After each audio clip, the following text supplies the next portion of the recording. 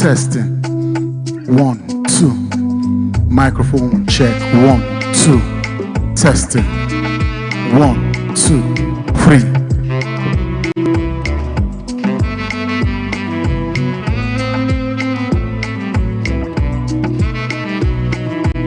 Two. Testing. 1, 2. 1, 2. Testing the microphone. 1, 2. Mic check. 1, 2, 3. 1, 2, 3. Mic check. 1, 2, 3. Testing. 1, 2, 3. Mic check.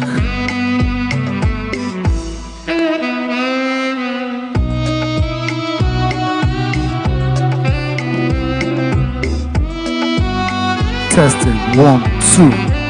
Testing. 1, 2. Check. Mic check. 1, 2. Testing. 1, 2.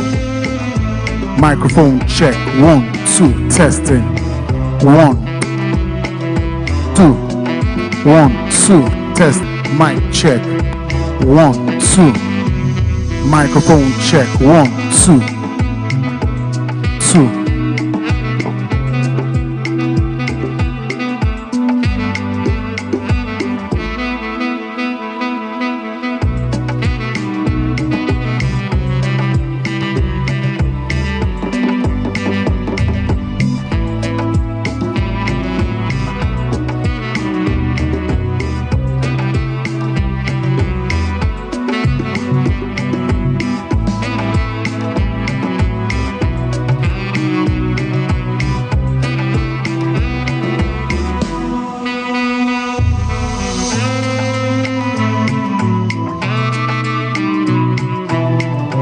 Check. 1, 2. Testing. 1, 2.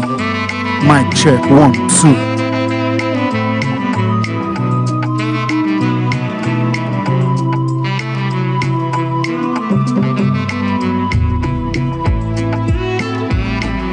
Check. 1, 2. Testing. 1, 2.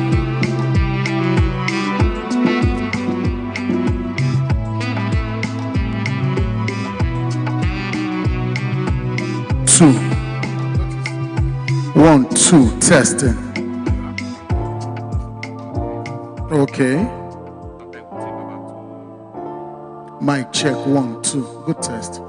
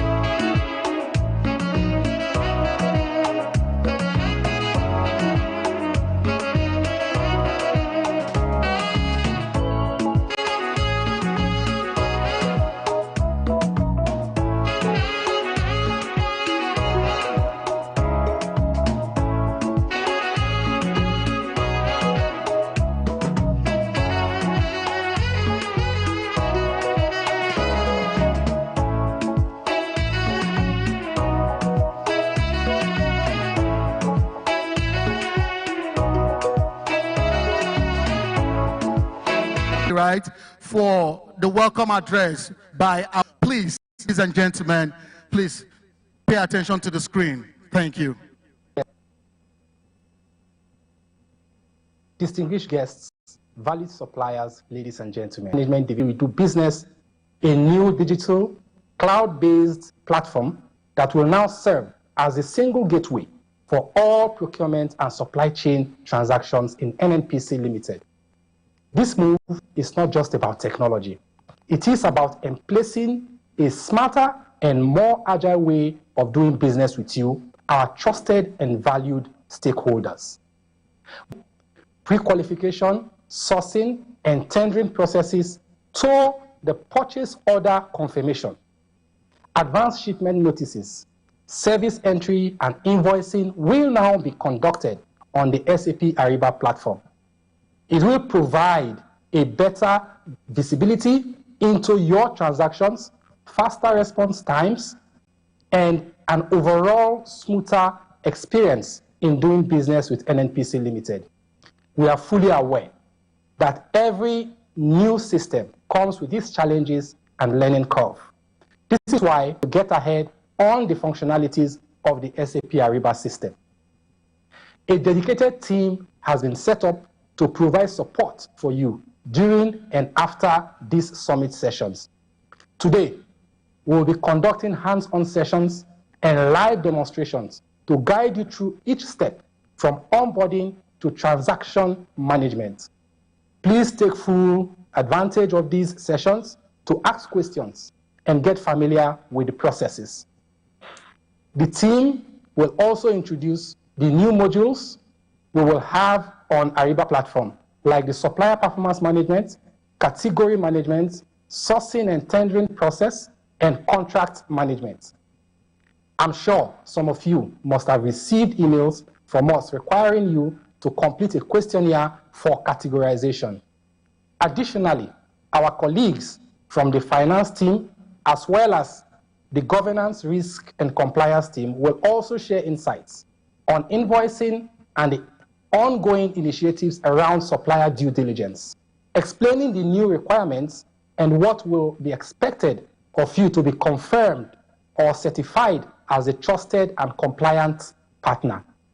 Our goal is simple: to create a transparent, fair, and efficient supply chain ecosystem where both NNPC Limited and you, our suppliers, can thrive together.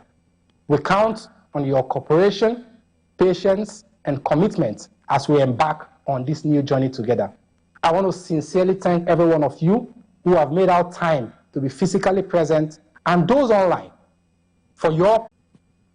To take us through the first session, talking about the overview and profile management of Ariba platform. Our facilitator is a transformation expert with extensive international experience delivering SAP Ariba and also SAP S/4HANA sourcing and procurement solution. For over the past 17 years, more than a decade, he has successfully led and supported more than 10 full-cycle SAP S/4HANA and SAP Ariba sourcing, buying, and invoice implementation across diverse... Ariba Business Network is like your Instagram or your Facebook or your Twitter page. That is what it's about. That is what it's like. Once you're on Instagram, you're on Twitter, you're on Facebook, people can reach out to you from anywhere in the world. It's the same thing that Ariba does to you. You can share your profile, show what you do on your profile, and a whole lot of other things that is available to you on the Ariba Business Network. And majorly, why do we advertise ourselves? It's to bring you more business opportunities. Okay? It cuts down your delivery time. Your time between receive your purchase orders and when you get paid. What do I mean by that? You get a job from any... You can receive offers, which are your RF of other things that you can receive and do on your stand. Okay. Now, The other account is your enterprise account. Your enterprise account might be subject to ways that, oh, okay, for you various documents to them, the categories you belong to and all, so they know and they've seen that, oh, okay, this particular supplier has Nest Network account for yourself. Once you do, after creating the account, now when we send you a link, that link is for you to get created on the SAP Ariba Business Network. Now, once after you've received the link and you have an account on the Ariba Business Network, then you now have a question supply chain with NMPC, not as a supplier with Ariba Business Network. Once you log on, once you create an account with Ariba Business Network, is your account. Now, how it comes to you, you register on Ariba Business Network, then you fill our questionnaire that comes after you are registered. Then we'll see that as we go on. After you are registered, and then you can now do business with us once that questionnaire is approved. Ways by which you can register to be a supplier with NMPCL on Ariba Business Network. The first is what you can see on the screen, website. On the NMPC group website, once you're on the website, there is an icon at the top right corner of the screen that says contact us. Once you click on that icon, it brings you to this page. If you scroll to be a supplier seeking to do business with us, you click on the link, you complete your registration. Now, which registration name, email, phone number, we just need one or two few details, and when that comes to NMPC group supply chain, then you'll be sent a link to register properly. Once you do that, you get sent a link, and the link comes to your email. Now, we need to note that you cannot operate on Ariba Business Network or do business on Ariba Business Network if you don't have a functional email. You need to ensure you have a functional and correct email for you to do business on Ariba Business Network. So once you fill your email, company name, and all that, you get a link will be sent to you, as you can see on the screen. On your sent to you on your email from NMPC Group, you know, your name that you gave us, say hello to you. You are invited to register to become a supplier with NMPC Group. And if you note, it's there. Start by creating an account with Ariba Network. It is free. So just like I told you, for you to work with us as a supplier, you need to create that Ariba Network account. Once you have your Ariba Network account, then we can talk. Okay? So, and it's there. NMPC Group uses Ariba Network to manage sourcing, procurement, and collaborate with suppliers. So there are two things. Now, we have some suppliers who are already on the Ariba Business Network. What do you do if you're already on the Ariba Business Network? Or what do you do even if you don't have an account at all? You're someone that is fresh and you have no account on the Ariba Business Network. So all you need to do is just click here, where you have the click here, there is a link that takes you to where you're going to register. Now, once you click here, the systems brings you here. You can see, connect with NMPC Petroleum Corporation. Now, if you are an existing supplier, you can see we have review accounts, use existing account, or create a new account. If you're an existing supplier that has an account on Ariba Business Network, you can click on use existing account and you log in. Once you log in with your own username and password, once you do that, the system automatically takes you to the questionnaire that was sent to you from NMPCL for you to fill. So once you fill the questionnaire and you submit, then it goes ahead. But if you don't have an account with Ariba Business Network, all you need to do is to click on Create New Account, and that takes you to the page where and tells you and guides you on how to create your account on or your own account on SAP Ariba Business Network. Now, peradventure, some of you might have 1, 2, 3, 4, 5 accounts on Ariba Business Network, and you don't know which account to use. Once you're on this page, just click on Review Accounts. Once you click on Create a New Account, the system brings you to this page. Please note, at the top of this page, we have icon. That help icon, just in case you get lost, once you register and become, and you have a Facebook account, then you can connect and chat with me on Facebook, right? You can send pictures to me, I can send pictures to you and all that. Now, what happens when you want to change your password on Facebook? Will you come and meet me that invited you to join Facebook? No. You meet Ariba. So that's why you have the help icon at the top right-hand corner there. When you click on it, yes, you can call us for help. You can always ask questions. We can need to change your company name or legal name. You can go ahead and do that. You can change that.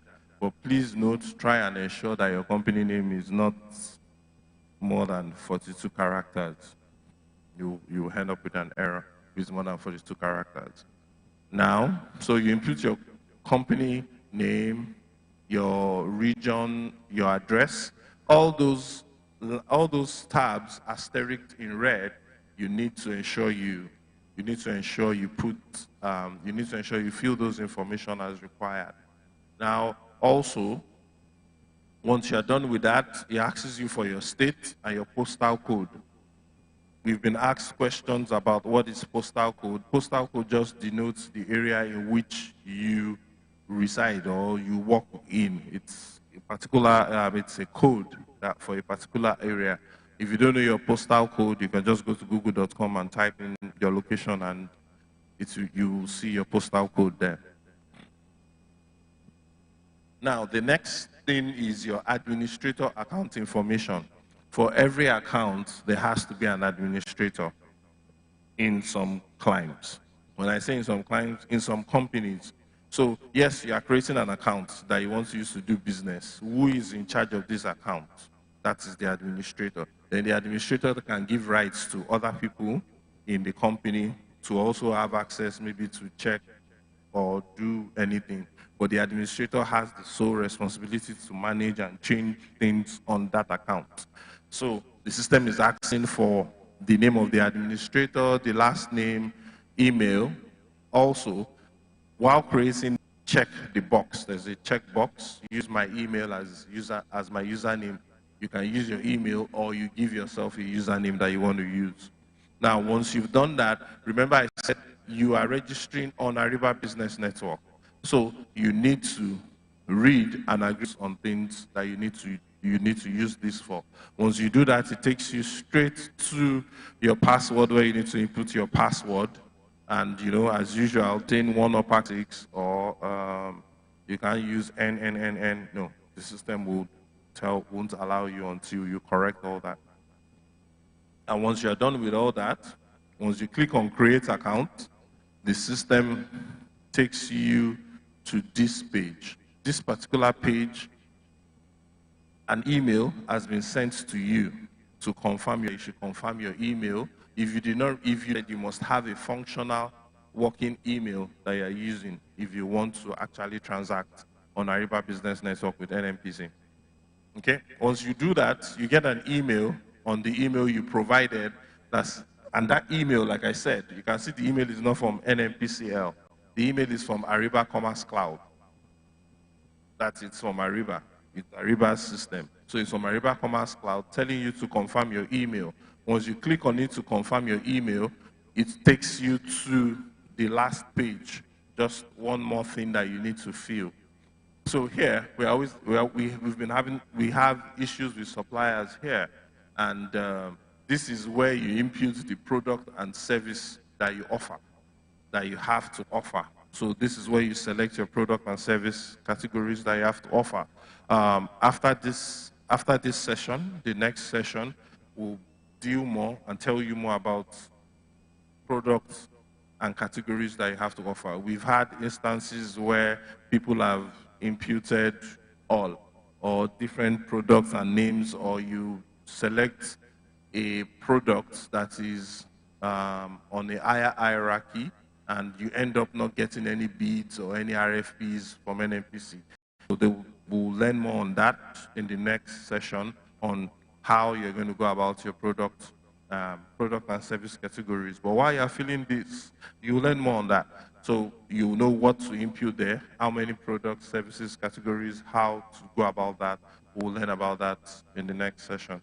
Now, the next is your ship to service location. So this is basically your location of your office. So you can put that there, whether you're in America, whether you're in India, Japan, anywhere you are in the world, or Nigeria, you can always put it there.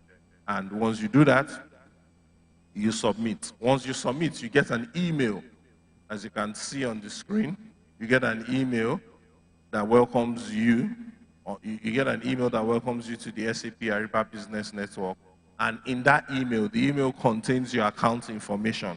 So your account information, your username, your password won't be there. The name of your company, your username, your business network ID. That is what denotes your ANID number is an Ariba network ID number. It's a unique number that when you create your Ariba Business Network account, it creates a unique ID number for you. That's all you need. If that's all you need to transact. So this particular information, you can keep it safe, keep it somewhere so that you can always refer to it later in future. Now, what we've just done now is we have registered on Ariba Business Network as a supplier on Ariba Business Network. So once you're registered like this, it opens you up to over 8 million companies to do business with. That's not, well, yeah, it opens you up with over 8 million business, but at that instance, you are not yet a registered supplier with NMPCL. Now, once you're done with that, the system brings you to this page. This is the page where you will see the questionnaire that was sent to you from NMPCL to fill, so that this questionnaire, when you fill it, you answer some questions, your company name, profile, we'll go through that, the company name, profile, and some other things. Once you do that, you submit, it gets approved, then you are fully registered as a supplier with NMPCL on Ariba Business Network. So when you come to this page, when this page comes up, you can see at the top of the screen Ariba proposals and questionnaire. So this is where you will receive any questionnaire that is sent to you from NMPC. You receive any questionnaire that is sent to you from NMPC. You will also get this page is where all the events in Ariba, everything you do on this page is called events. That's where you receive your RFPs and RFQs, RFIs. This is where you receive all those things on Ariba Business Network and your questionnaire. So if you get any questionnaires or anything sent to you, or qualification questionnaires, everything will be sent to you on this page in your Ariba Business Network. So what we're interested in now is this supplier registration questionnaire that you can see highlighted in red on your Ariba Business Network page. Now, once you click on that questionnaire, it opens up the questionnaire for you to fill. You will see supplier registration questionnaire for you to fill. Now, once you click on that questionnaire, if you look at the top right-hand corner of the screen, the system starts counting down. So it means you have 29 days, 23 hours, 59 seconds, 59 minutes to complete this questionnaire, or you get locked out of it again. So it's something you need to ensure you fill in 29 days. Once you click on it, the clock starts ticking. The same thing happens to you when you attend any other event on SAP Ariba Business Network. Might have different days depending on what is set up at the back end of the system. So what do we need from you in this questionnaire? The first thing is your general supplier information, where we ask you, do you accept the customer code of business conduct to work with NMPC? Do you accept? Definitely, I'm sure everybody will say yes. If you say no, then case closed. We don't move on. Then here, you have your supplier name. You put in your supplier name. Please note, like I said earlier, ensure your supplier name is not more than 42 characters. Once it's more than 42 characters, the system won't synchronize your supplier registration properly and you won't get registered properly. So, like I said, this section is for your general supplier information, so you input all the various informations that is required of you as a supplier, your company, your telephone numbers, you put all those things there in this particular field, and you can see they're all asterisked in red. If you don't fill every tab that is asterisked in red, you will not be able to submit this questionnaire that makes you become a supplier. Once it's approved, that makes you become a supplier with NMPCL. Okay, so here you put in your phone number, as you can see, country, full name, and all that. And it also brings you to another section where you have the main address. Now, this particular section where you have the main address, you put in your street, your house number, your postal code at this point is very important for you to input. If you don't, your postal code needs, if you don't do it, once you don't fill anything correctly, you won't get registered properly on the Ariba, you won't get registered properly with NMPCL on Ariba Business Network. So please note your postal code, your 6-digit numbers, like I told you, you can get it on Google or anywhere where you are. So you input your postal code, your city, where you are, you put all those there. Then, some of us have internet homepage addresses for our companies. You can put that there. It's not compulsory, but you can put it there if you have that. Now, the next section basically is asking for your permission, or if you want to transact with NMPC electronically. When I say electronically, do you want to transact with us, purchase orders, POs? Do you want all those things to flow electronically between yourself and NMPC? Definitely is a yes. If you say no, then we have no business, because we've all gone electronically, we've gone digital. So once you say, so I'm sure everybody will say yes, and there are compulsory questions for you, so we know whether you are going on with us or you're not going on with us. Okay? Now, the next section is your transaction information. That is the various information where you want to transact with, the various mediums you want to use to transact with NMPCL. So the first one is your email address for purchase orders. Now, what does that denote? It's simple. What we're asking from you here is, which email address do you want us to send purchase orders to you? Which email address do you want to use to get your purchase orders? So you need to, that's why I said, to work on Ariba Business Network, ensure you have a functional and correct email address. Once you have that, then yeah, 90% good to go. So here you have the email address, so you need to ensure you input your email address.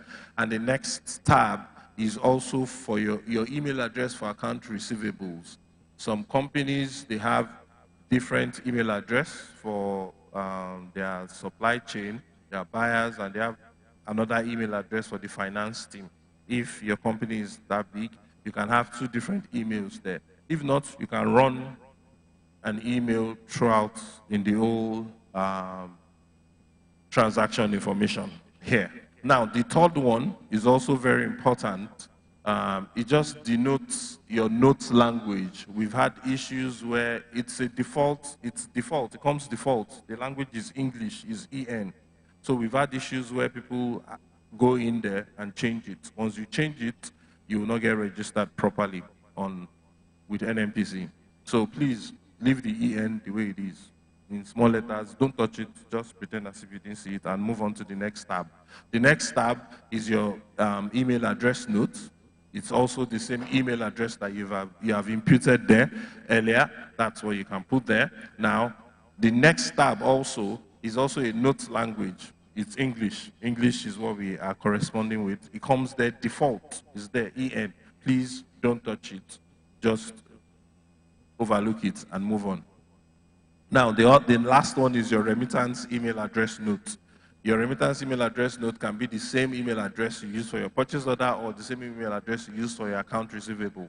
So they are there. So those are the 4 places where you need to impute email.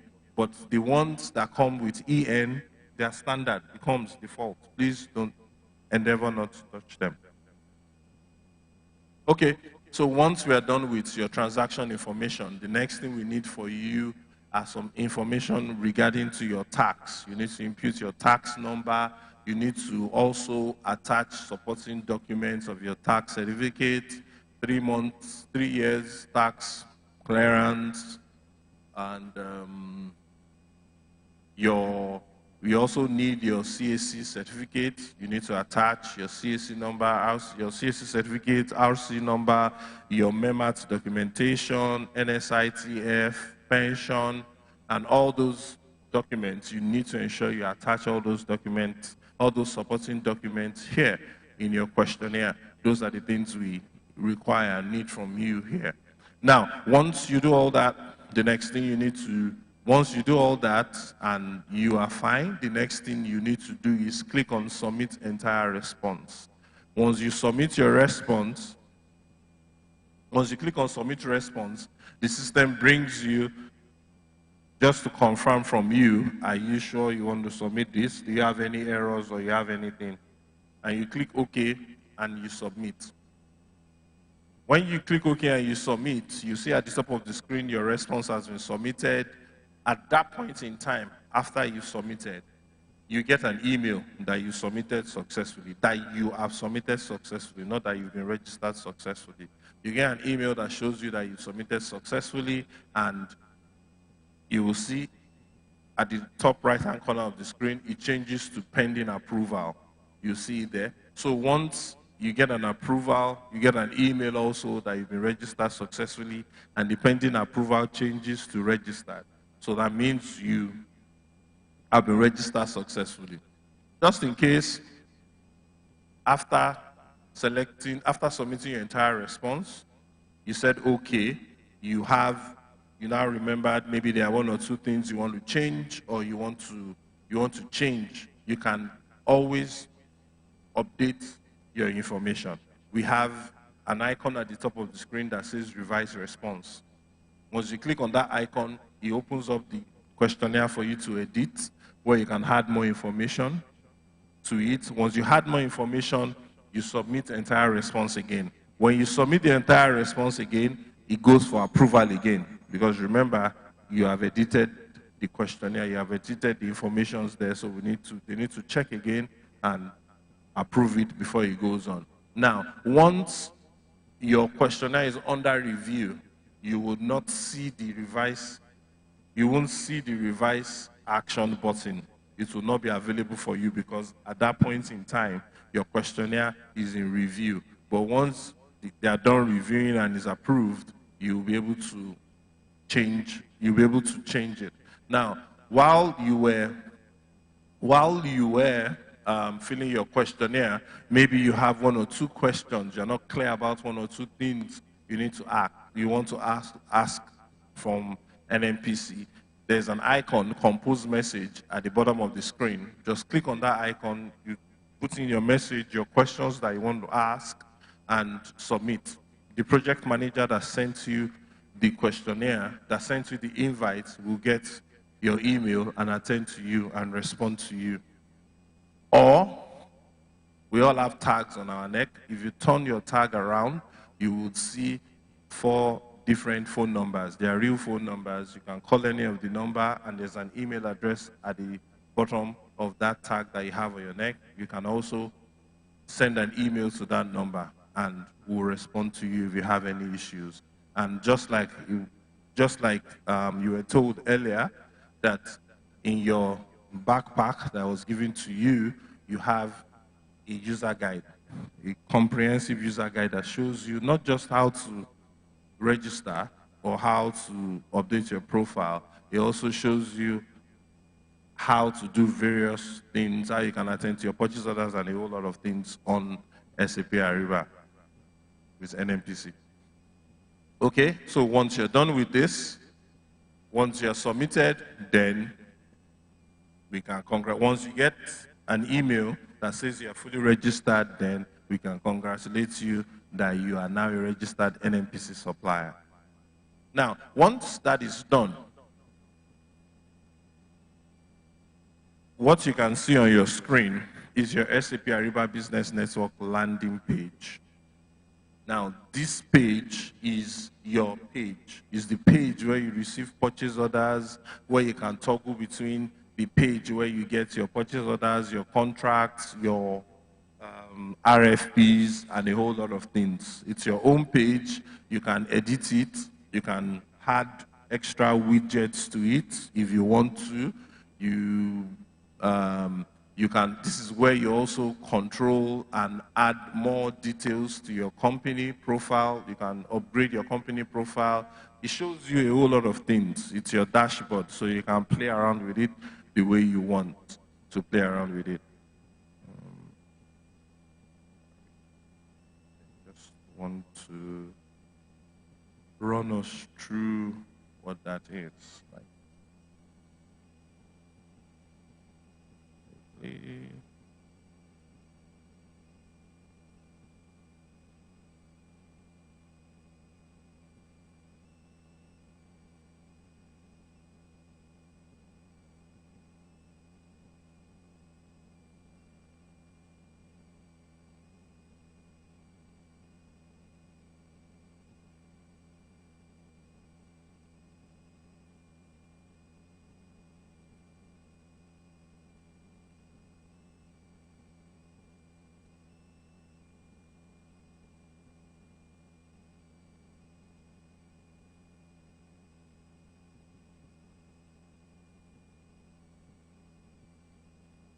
This is me trying to log in as a supplier, and just to show us what the screen looks like.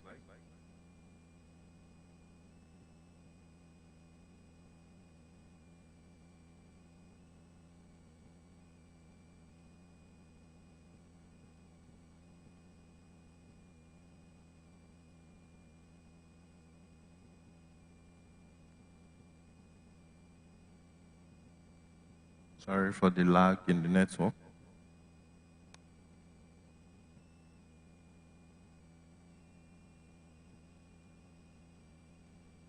Okay, so can we all see the screen? So this is what you see when you log on to your Ariba Business Network page as a supplier. So here at the top of the screen, you can see Ariba, you can see where it stays Business Network. So with this particular icon, you can toggle between your proposals and questionnaires. That's the other page where we were able to receive our questionnaires. So this particular page is where all your questionnaires, proposals, RFPs, and what have you, that is the page when you get sent a questionnaire. That's the place it takes you to when you click on the link and log in. That's where it takes you to. Sorry, it's taking a bit of time to load.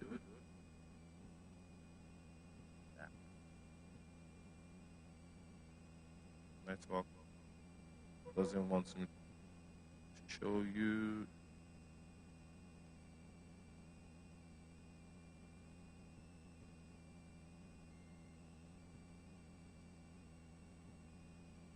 Okay.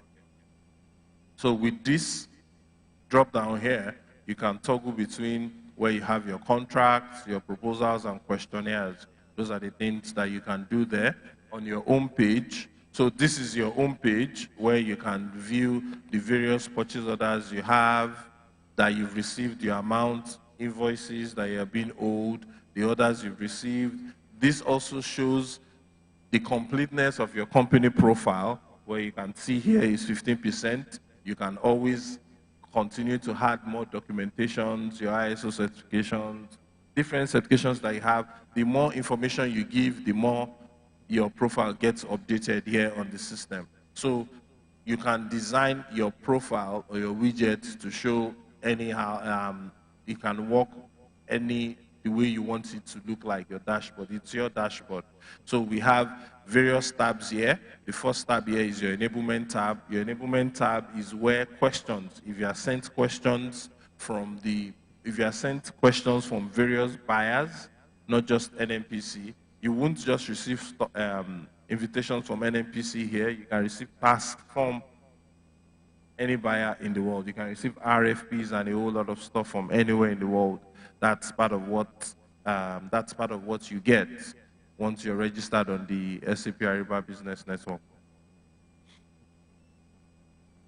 Sorry, the network is a bit slow.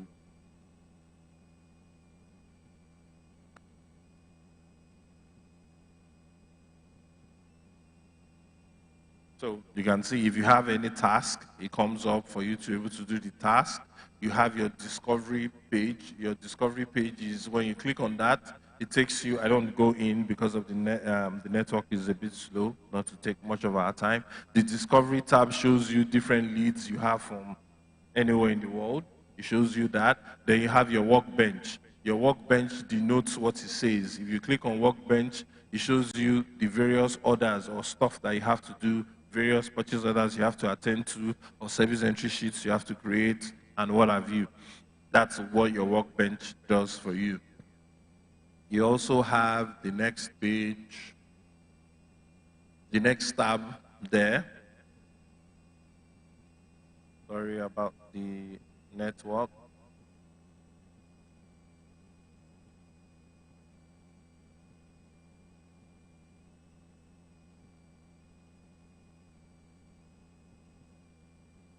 Okay, so you also have the next page. The next tab there is orders. That tab is where your purchase orders, that's where you click on to see your various purchase orders that you have to attend to. Then the next tab is your fulfillment tab. Just as the name denotes, fulfillment, it shows you the various service entry sheets you've done, the various confirmation service entry sheets and stuff that you've done in the system here. The next tab is your invoice tab. That once you click on that, once you click on the drop down, it shows you if you want to create an invoice, credit memo, timestamp verification, drafts that you saved there, and a whole lot of other things. That's what that does for you. If I click on the other tab, you can see it shows you, if you click on purchase order, it will show you the various purchase orders that you have, that you need to attend to, inquiries or the contracts. Fulfillment, like I said earlier, means the other confirmations you've done, timesheets, time expense and sheets, ship notices, good receipts, sales orders, and a whole lot of things. These are just few of the things that you can see here that SAP Ariba Business Network offers you as a supplier and opens you more to more space. So we also have the More tab here. If you click on the More tab here, it shows you catalogs. If you have catalogs as a supplier, when I say you have catalog as a supplier, maybe you are a big market chain, you have various items that you sell, you can have them as catalogs there in your page there. Then lastly, you also have this icon here, the help icon. Once you click, just the same way I showed you the help icon while trying to register. If you have any issues on your account that you need to resolve, click on the help icon. A chat box will come up where you can ask questions from SAP Ariba, send emails to them, and they'll respond to you as soon as possible. Then you have this icon. That icon actually denotes your initials. On that icon, if you click on it, that's where you have your account settings. You can show your account. This is where you can link various ANIDs. If you have different ANID accounts, SAP Ariba Business Network ID accounts, you can link them with that. From here, you can contact your administrator. I told you earlier, you might not be the administrator of the account. Maybe you want to send an email to the administrator of the account to give you more access or let you have access to this or that. That is where you can also do that. Then here it shows you also your ANID account and the kind of account you have. Now, if I click on company profile also, company profile helps you. Once you click on that link, it takes you to your company profile on your Ariba Business Network. That is where you can put in your company logo, your different ISO certifications, anything that you want to use to, any documentation you want to add to buffer. You saw my own percentage when I logged in was 16% profile. So this is where you go to, you can add more documents till you get to 100%, 90%, It just makes you more visible and it gives you more credibility as a supplier. Okay. So overview, thank you. We are taking questions now. Please, if you have any question, communicate by raising up your hands. Okay. Please, if you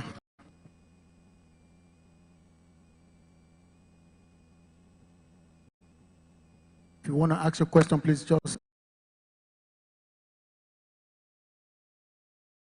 attend to. Do you get that, sir? So that's how you run that. Fine. Are we good? Okay. All right, thank you. Please, can we restrict ourselves to just one question so that we can at least accommodate a bit more?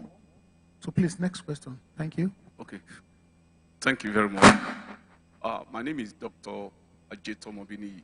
Are you listening to me, please? Yes, I can hear you. Saying which necessary things, we had issue. The mail emanated from Abimbola. Okay. We had issues with series of mails to this fellow. Unfortunately, as I speak with... Sorry for your trouble you've gone through, but what...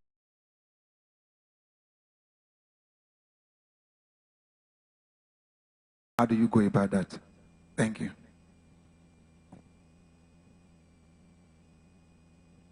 Thank you very much for your question. I have already outlined what we are going to be seeing today. First of all, let us explain what categorization means. Confirm you can see me over there. Can you see me?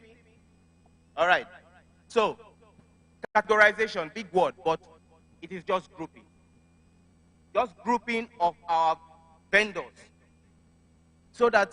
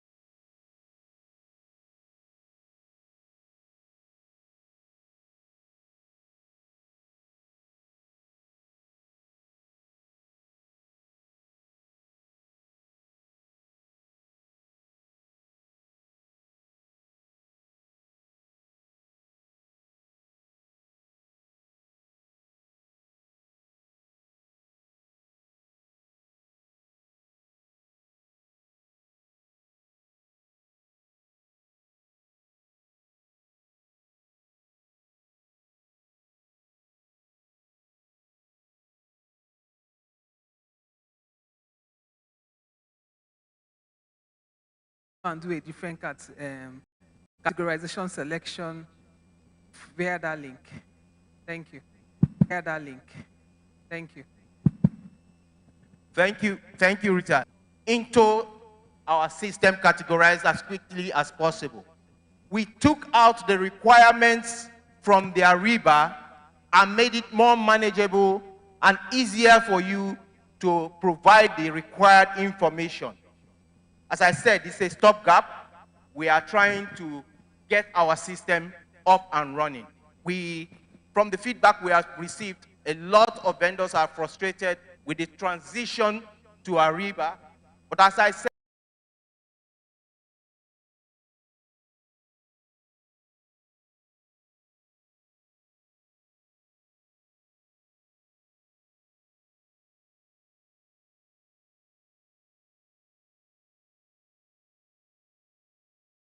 fill the form, we do it for you.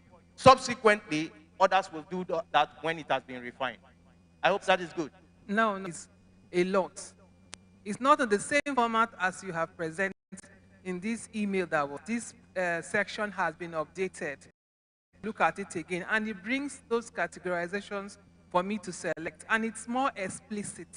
This can think again and select more categorization. I believe it will have been much better if you can even link it to the Ariba or remove it completely from the Ariba, so we know that we are just doing these categorizations differently. It's not asking me for my Ariba login. It's just asking me for my company details. So I see there may be some kind of manual linking of these two. It's not automated. So for me, it is still confusing, and I think it's not necessary. This is my feedback. Thank you. Thank you. Thank you. I understand you. I understand you. I want to ask you a question. Please don't go far. How many categories are you allowed to talking about? Which you did Ariba. You did Ariba. No. All is Ariba, but just for clarity. But just you say you have engaged Ariba. There is categorization. How many categories are there for you to choose from? From Ariba or from where? Yes. I'm on the page now, and I'm seeing edit your product and services. And I select as many product and services as I want. In fact, currently, what I have is over 50 of them. And they have broken it down to the little different equipment that you can supply. That is what it does. Ariba does not give you this categorization I'm talking about that you select and then the subdivisions are given. It allows you to select exactly what you are supplying. So if it's computer and you're just supplying laptop computers, you select your laptop computers there. So it gives you more details. But this one gives you a lump of categories. And I think someone has already mentioned, they have already registered to be able to supply lots of things. You invest to be able to give these supplies, and then you are restricted with these 5 categories. So I'm not seeing actually the names on the categorization via the email linking to the ones that is in Ariba. So I'm wondering, when we are done with this one, how do you now link it? Do you erase everything we have done on Ariba and put these 5 here? It's not clear. Okay. To me, it isn't. All right. Thank you. Thank you. So please be assured, we are not erasing anything you have put in Ariba. If you have already updated your Ariba profile, fine, no problem. Then you don't need to engage this form, right? Is that okay by you? Because every information that you are giving to us on this form is actually to be put in Ariba, your profile. So if you don't need to do that. But if you have done that too, no problem. We respect your choices. At the end of the day, it is our role to evaluate it and to categorize you and manage your category accordingly. I hope that clears it up, please. But if for any reason you still need further clarification, just to give opportunity to others, meet me at the back after now, and we will engage further. Is that okay? Thank you. Thank you so very much. Next question, please. We'll soon be going for our tea break. So that will give us the opportunity to just approach the help desk and get more clarification. Okay. Thank you for a wonderful presentation so far. My name is Engineer Sibo from Prestack. Okay, I have two questions. The first one is, what's the relationship between the NIPE? Thank you. Thank you very much. Now, the NIPEX classification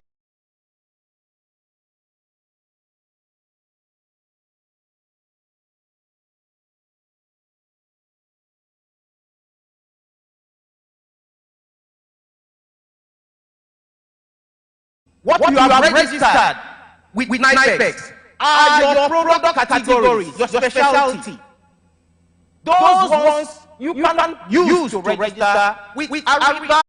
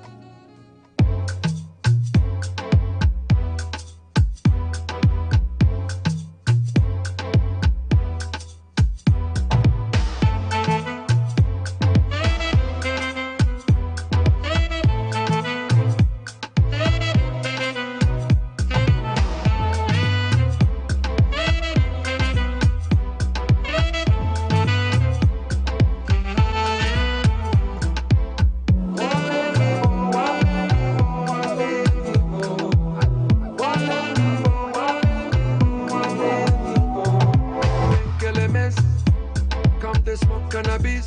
Doctor say make a pop one of this. Make me fly like say I'm Aladdin. Come bring some kind melodies. Oh, mommy, myself no do pass like this. So many things inside of my jeans. Slide down, DBTs, DBTs.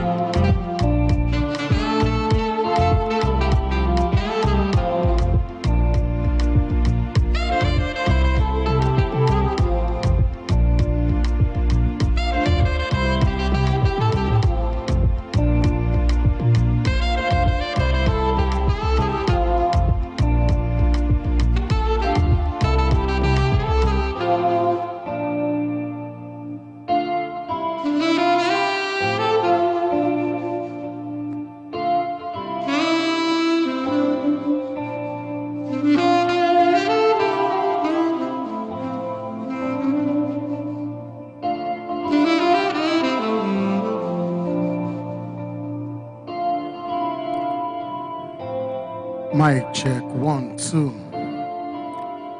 It's past 12 already. Please, if you're still having your tea, please. I don't mean to rush you, but knowing that we have more session, can we start making our way back to the hall? If you're outside, please start making your way back to your seat so we can commence. We'll commence in the next 5 minutes.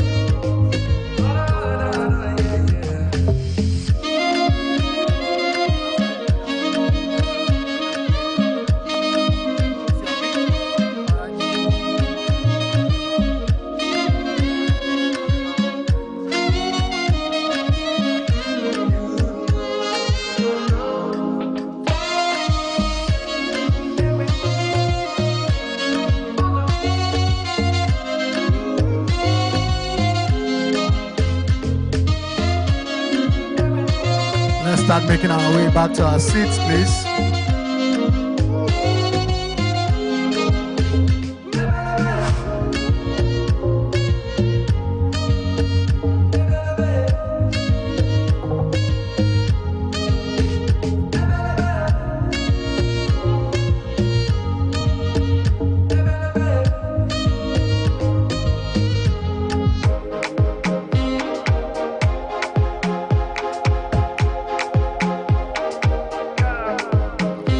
In the next 3 minutes, we'll be commencing the next session. So whatever you're doing right now, start wrapping up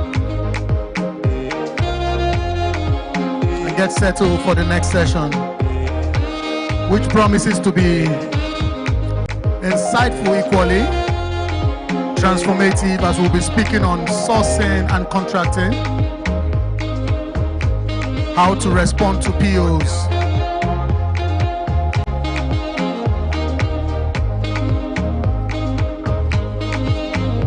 Dealing on service sheets, product order, and all of that.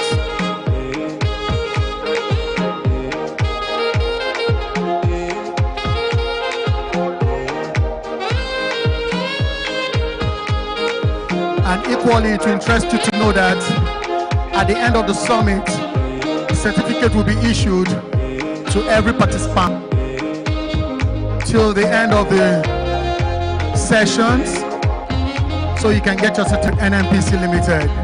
So please don't be in a hurry to leave. Be issued a certificate, evidence. You can explain tire.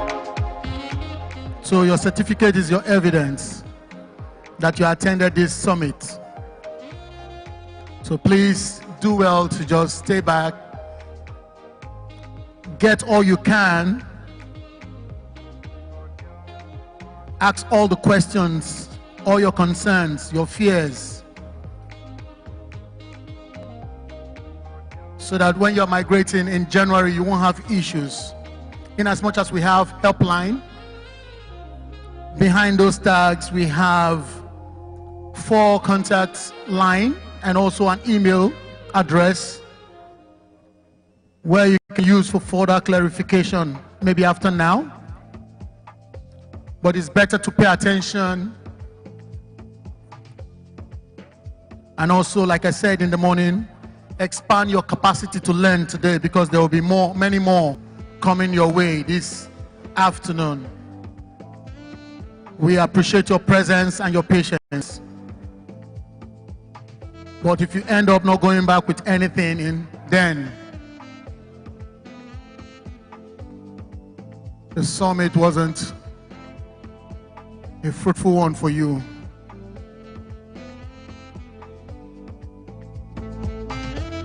All right, I want to assume that we all are already seated because we have to start this summit. The next session.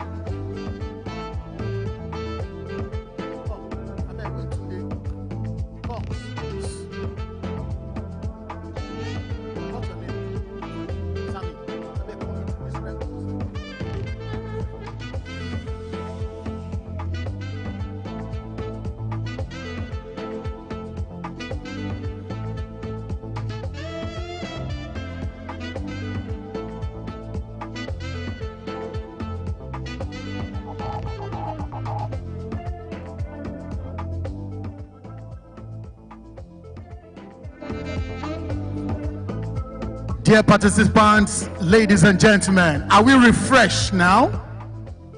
Hello, are we refreshed? I can hear us. Are we refreshed? Are you sure? Do you have capacity for more? Do you have capacity for more? Okay.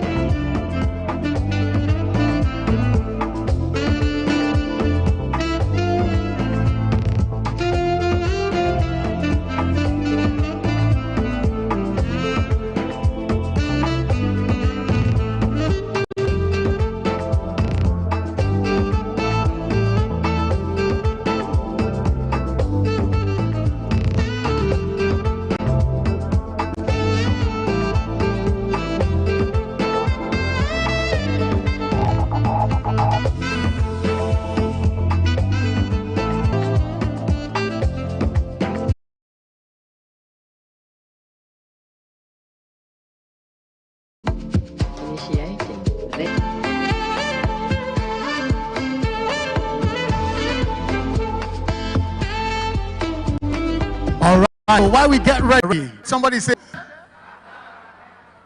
I'm hearing salary accounts. I don't know who is saying salary account there. Okay, standard and enterprise, right? And you're advised to use which one? Wisdom is profitable to direct so much benefit. Like you heard, it has 7 million other businesses you can transact on our Riba platform. So that you can get your list meeting ID for those who want to share with their colleagues. I'm going to read it out. It's 818-3008-2747. Our Zoom 2 and 3. Okay, the password is 0 in 8 places. That's 0. Keep it going, keep it going, keep it going, keep it going. You are welcome, sir. Thank you. Good morning, everyone. It's afternoon. Good afternoon, everyone. Okay. Through the major transactions, I believe everybody, you're onboarding on you're trying to register with NMPs because of one thing. You want to receive POs, you want to receive SOs, you also want to respond to ITTs, invitation to bid. So today we are going to speak on how do we respond to these bids when they are sent to us as suppliers on the network, because we believe after this your categorization exercise, very likely you'll be sent an invitation to bid. And how do you respond to such bid is what we are going to discuss today. All right. I have a short slide here that would help explain this process to us. I'm sure some of us have already received some of these invitations to bid already.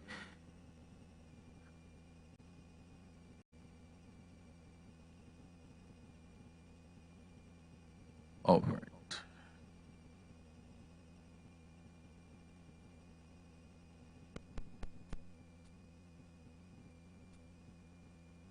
So you've been qualified, and after this qualification exercise, there was a tender that was posted for all the suppliers that suit a particular category, people that sell clothing, apparels, and law. How do you know from NNPC?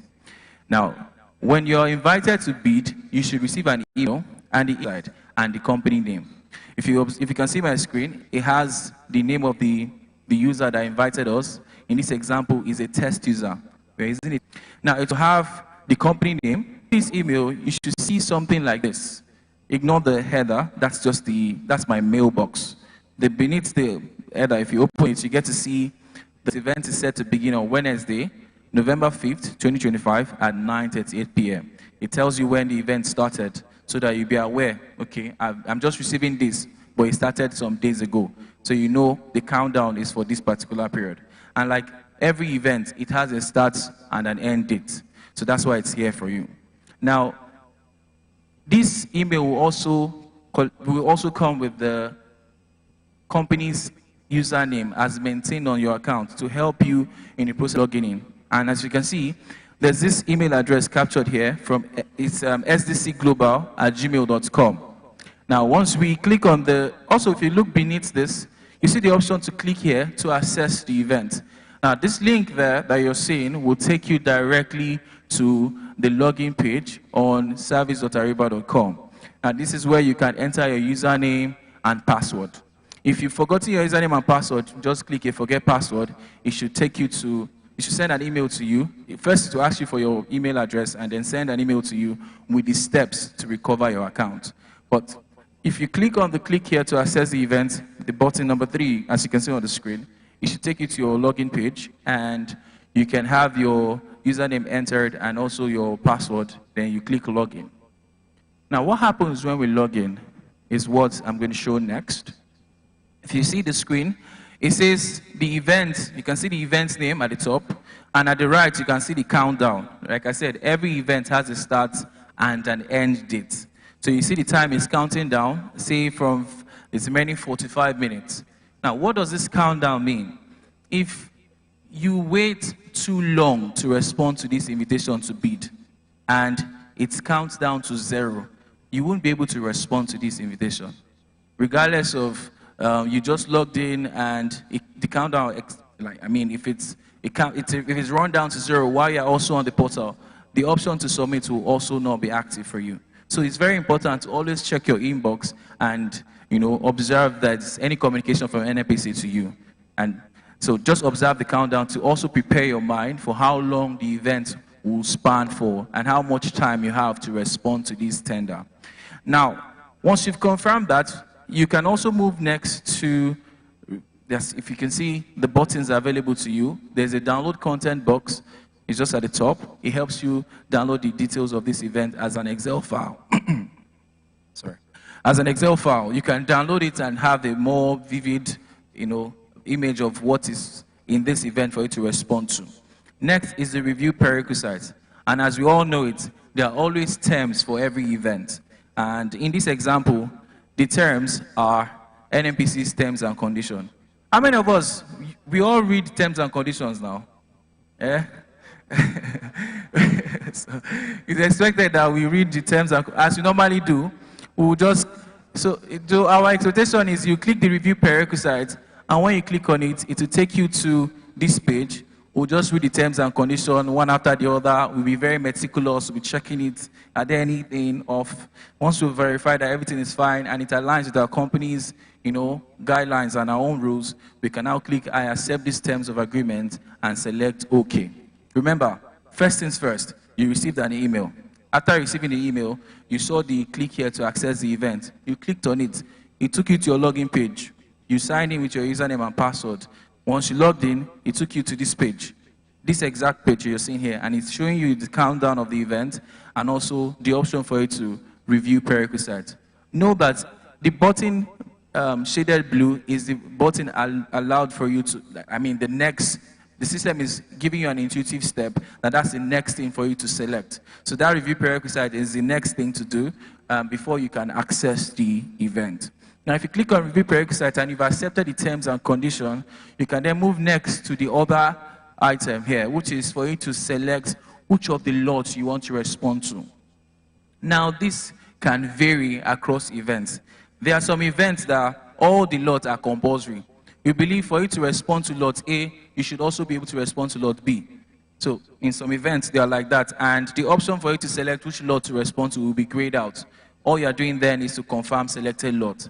But there are some peculiar events that we also believe you may not be able to attend to second lot, but you can fully commit to the first lot. So we allow the opportunity for you to select the lot you want to, respond to. And how to select the lot is by clicking the box beside this lot. You can see in this example, it's for a t-shirt and face cap. So you can just click on the right one, and once you select it, it will be checked for you. Now, after doing this, there's also another thing to look out for is the event bidding currency. Also, this would not be the case for, I think, 90 to 95% of your events.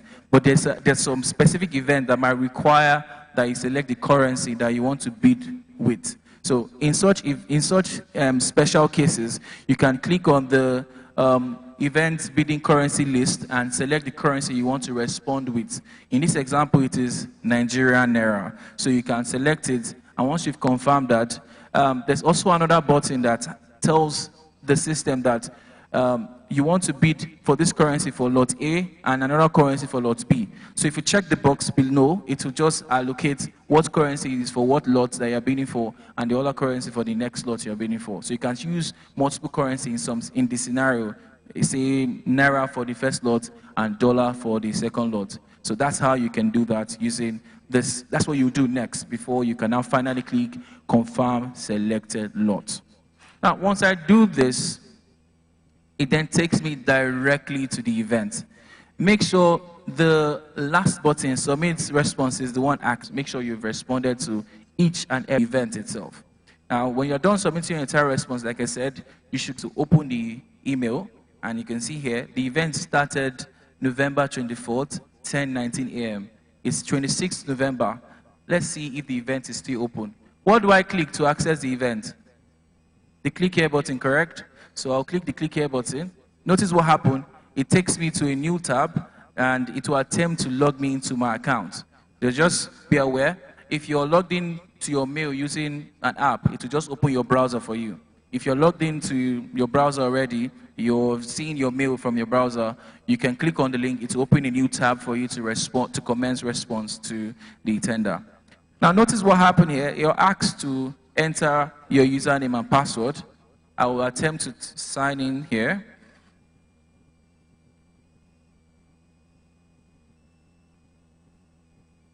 Sorry, thinking it was sent to two accounts.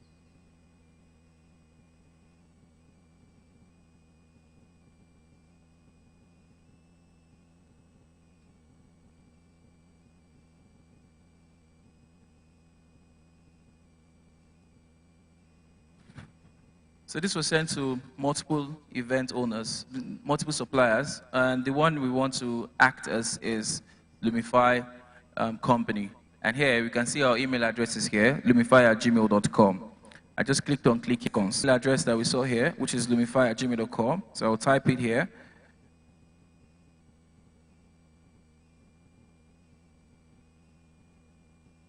Also the password.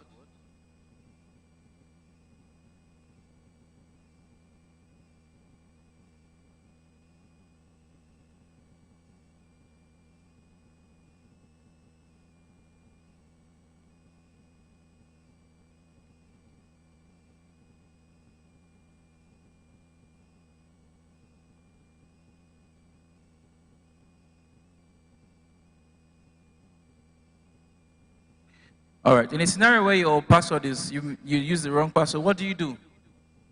What do you do? Forget password. Just use the forget password option there to take you to just ask you to provide your email address and password, and just provide it, and you will receive an email immediately with all the necessary steps that you need to take to recover your account listed. So let's try one more time. If it doesn't work, we'll use the option of reset password. We use the reset password option.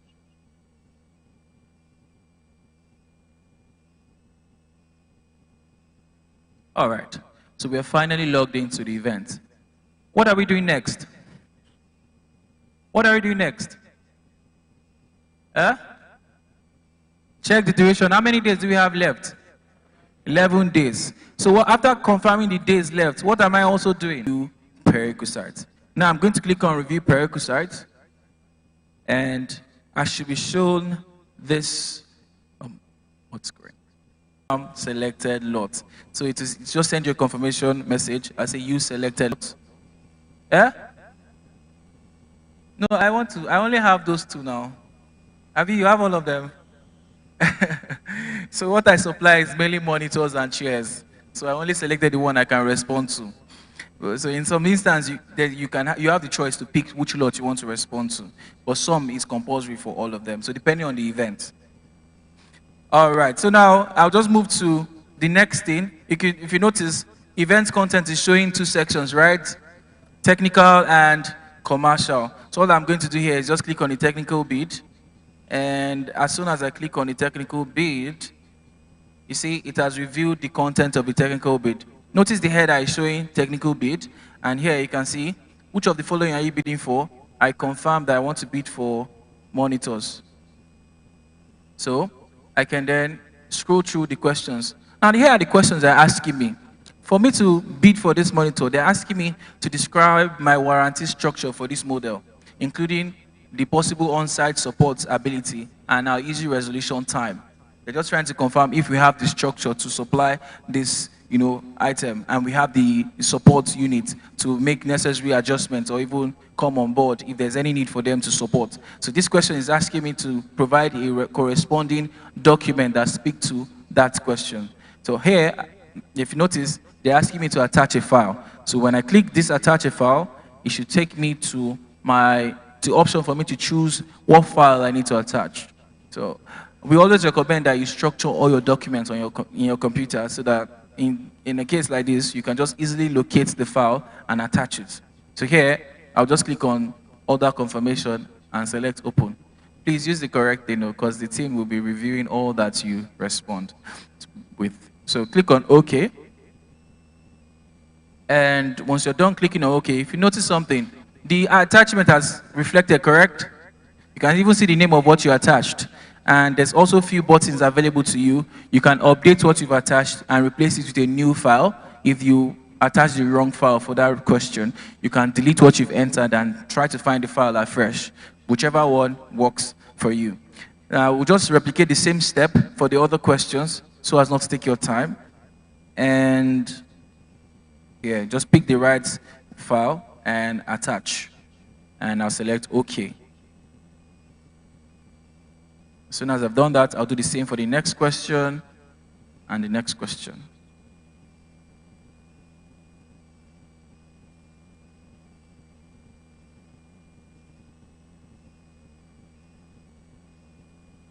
Now, there's also another question that asks me to provide the monitor specification to include the size, the resolution, the panel type, the refresh rate, and availability ports. I can just type in the detail. Take my time to respond to this because I have 11 days, correct? So I'm not rushing. I can take my time to respond to these questions. So I'll just, in this example, I'll say test because we don't have that much time. Now, there are also general questions that are applicable to all. And these questions are asking me to provide my 5-year tax clearance. I'll just click on attach a file to locate this tax clearance that they are requesting for. I'll just choose file and select the tax clearance and say open and OK. I'll do the same for the other general question as well. And pick the file and select open, then say OK.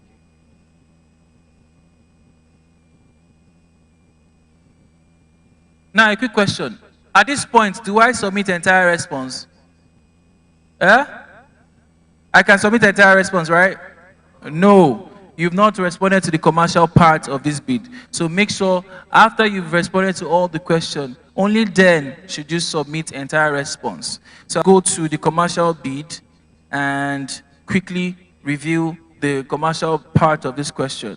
So if they want to see more information about a lot, you can click the more button to review more details about the lot. And here we can see a short description of the item. It says a smart computer monitor that is 27 inches, M80C UHD HDR screen with streaming TV and a slim fit camera included, wireless, too many recommendations.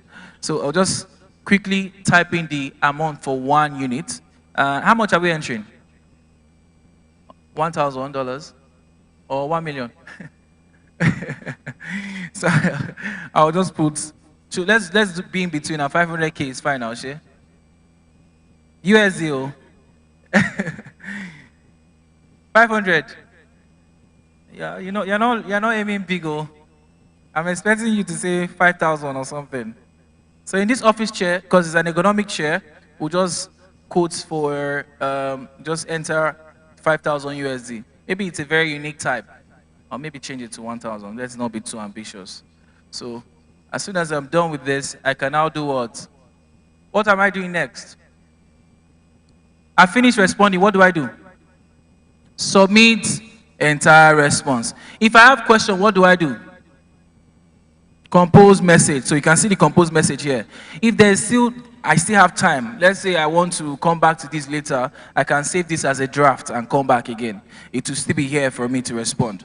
But in this case now, I have more information. I want to reach out to the team that I selected just desktop monitors and I didn't know office chairs is also compulsory. So please rectify.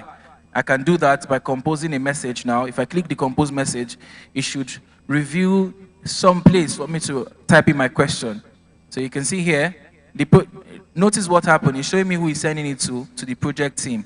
All the team members will receive this email. So I'll type in the questions. Very lengthy question, but I'm very fast. So I typed it once and I click on send. Now, as soon as I click send, they'll receive an email and with the questions asked. In this case now, I'm assuming I've gotten the response I needed, so I'll click submit entire response and select OK to confirm this submission. Because we still have time, this should update quickly to reveal an option for you to revise response. My network is very fast, so it's not updating quick, but yes, it is updated now, and I can now review my response, revise my response if what I had initially entered does not tally with my actual intent. So I can just click on review response to reverse back to the event. So this is how you can respond to an invitation to bid or tender. And make sure, number one, you respond dedicated response type sections in each of the questions. Don't use comments to send bid, because some people will be like, let me just confirm so that in case they miss the first one, they'll not miss the second one. It just makes your response null and void. So make sure you don't use the comment section to send your bid. And if you're thinking, okay, I saw it late and the event is closed, let me use the comment to send my bid, your bid will be null and void. So make sure you only respond during the time of the event. You are actively looking at your inbox so that you can see any invitation to bid I sent to you, and you use the dedicated field for each question. Let's now move to the next agenda. Now, after this tender, Lumify won the bid, and the contract was drafted for office chairs and probably even more. Now, for each, let's say at the start of December, I think 1st December or thereabout, one of the users requested that they need one of these items. We already have an agreement with NMPC for a price, and now they want to send you a purchase order for you to, commit to this contract and supply this chair. How do we respond to this order? Is it the same way we did for invitation to bid? And we'll get the very first thing, you receive an email. You will always receive an email for every transaction, an email. Now, once you receive the email, kindly do the same thing as you did earlier. Open the email to review the content of that email. And for orders coming from NMPC, you will see the logo very bold, showing you that this is coming from NMPC. It will also be addressed to you, your company name. In this example, this order is coming from NMPC to the company Lumify. So you can see it says, hello, Lumify. We are gentlemen now and ladies. So we greet in style. So we say, hello, Lumify, and then next, we get to see the details of this request. Also, there will be an attachment.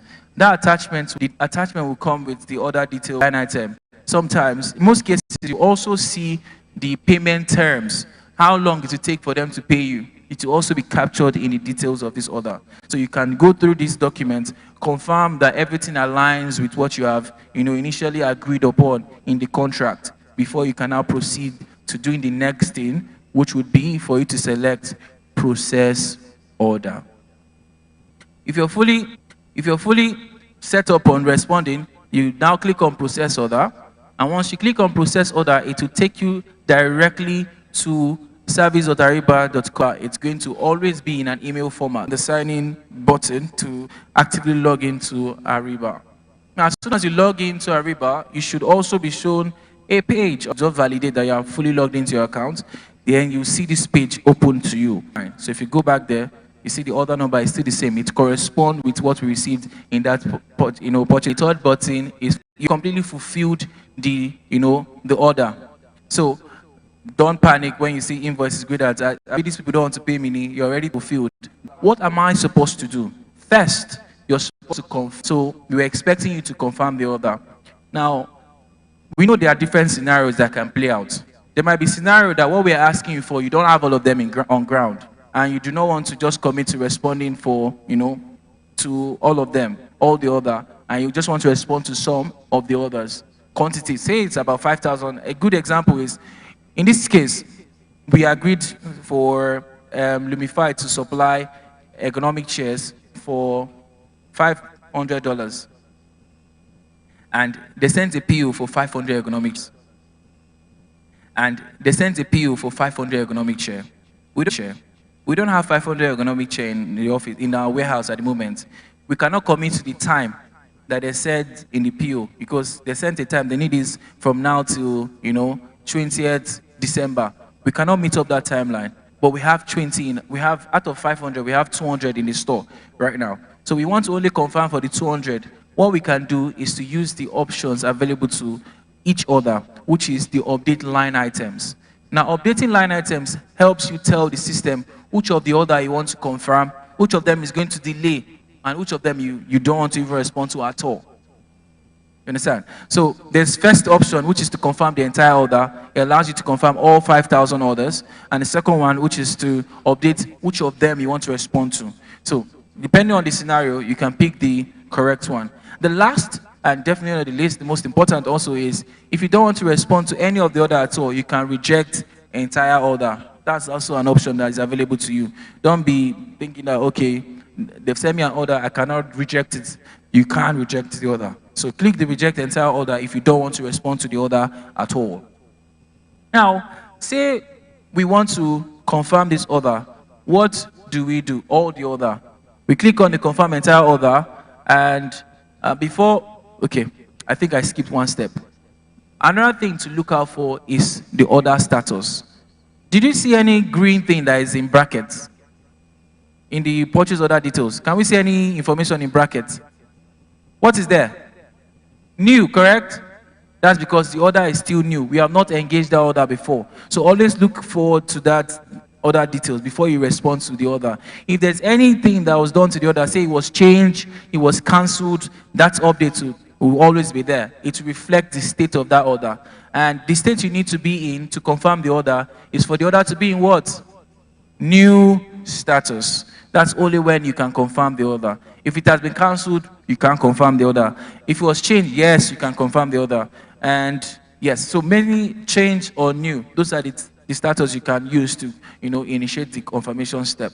So here, I can see that the order is still new, and I want to confirm the order. What I do next would be for me to... Are we tired? Because the thing went to the end. I'm thinking it's probably because we are tired. Okay, so I'll just... Maybe it's my hand. I pressed the wrong thing. So I'll go back again one step. All right. As I said, I click confirm entire order, and it took me to this page. This is what the page will look like when you want to confirm your order.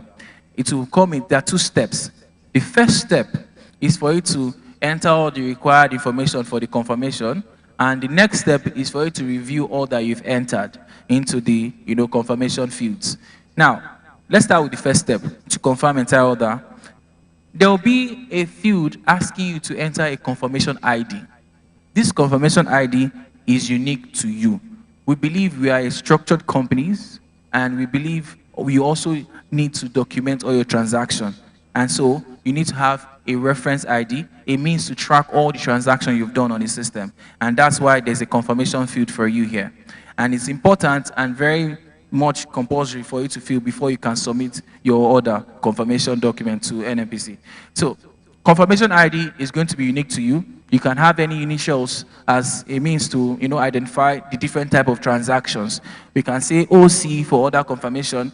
We can even use our company names. In this case, it's Lumify. We can say LO, saying Lumify orders. You can use that, or LOC. Sounds weird, but you can use anything, lock. So I'll say OC, I can use that, and then I'll use a serial number, say 10001, and I'll just be changing the order number to increase it for new orders, say 1000, 1001 for every new transaction I receive.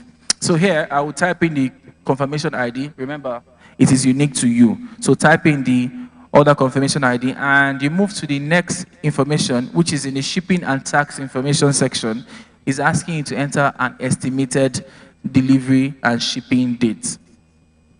At the point of receiving this order, you may not be equipped to know how soon the item will get to an NPC. We know that. So we're asking you to give an estimated date. It must not be the exact date.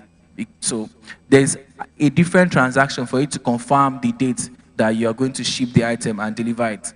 But at that point of confirming the order, we know you may not have all the information in hand. But you want to tell the business that we've received the order and we are willing to commit to the order. So you can enter an estimated date. It must not be the actual date. It can be any date that at least corresponds to our idea of when the item will get to NNPC. So click on the estimated shipping date, and it will reveal a calendar. Select the date you believe it to be shipped, and finally enter this estimated delivery date.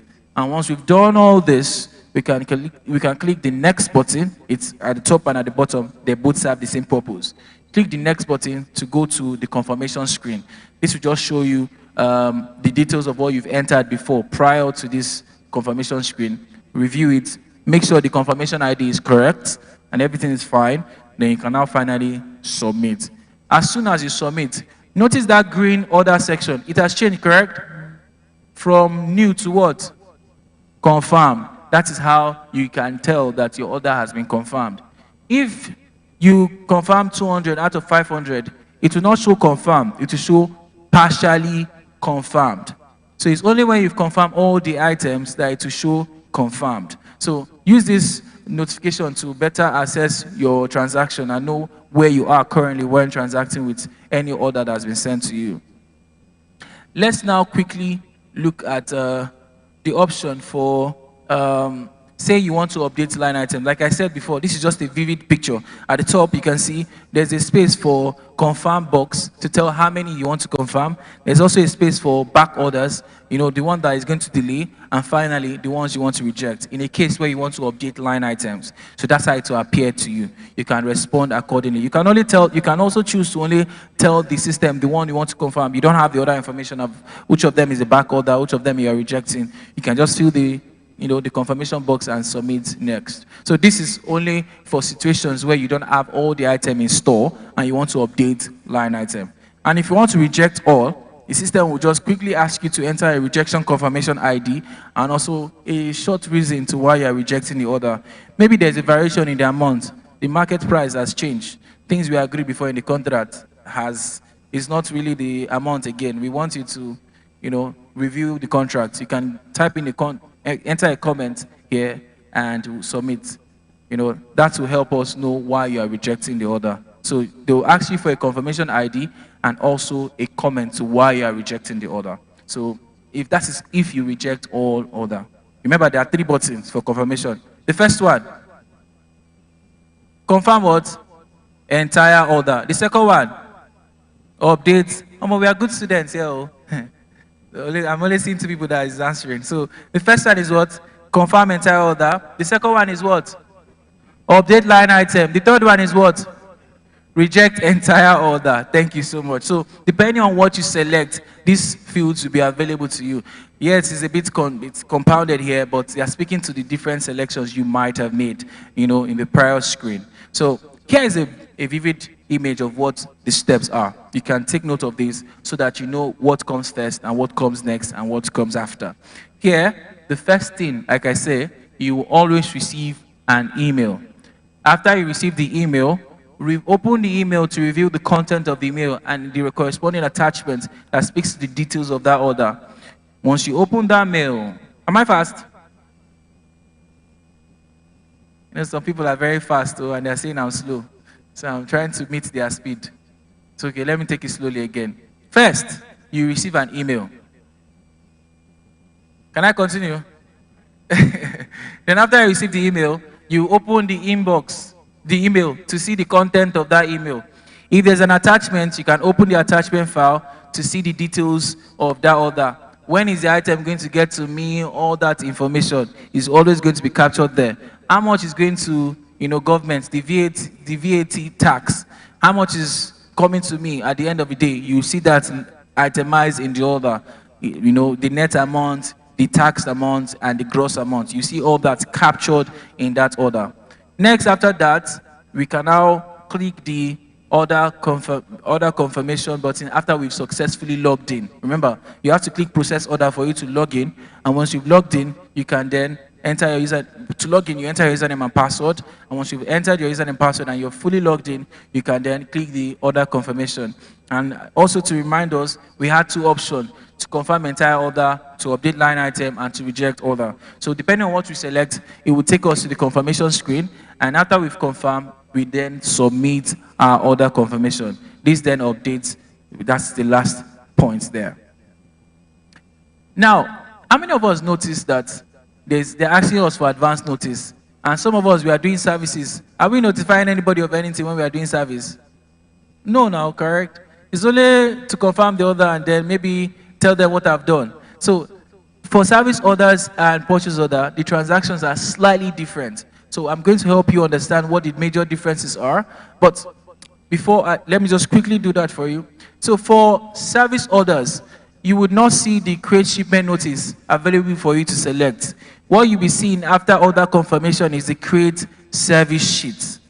Because you don't need to notify us of when you're going to, aside confirming to the business that you're going to start the job in this day, and you confirm all that they have sent to you. We don't need you to notify us of anything else again. We just need you to get the job done. And once you've done the job, tell us what you've done. Then we'll now review what you've done and then approve it. So in those key scenarios, for service-related order, you create order confirmation and then create a service sheet after you've done the job.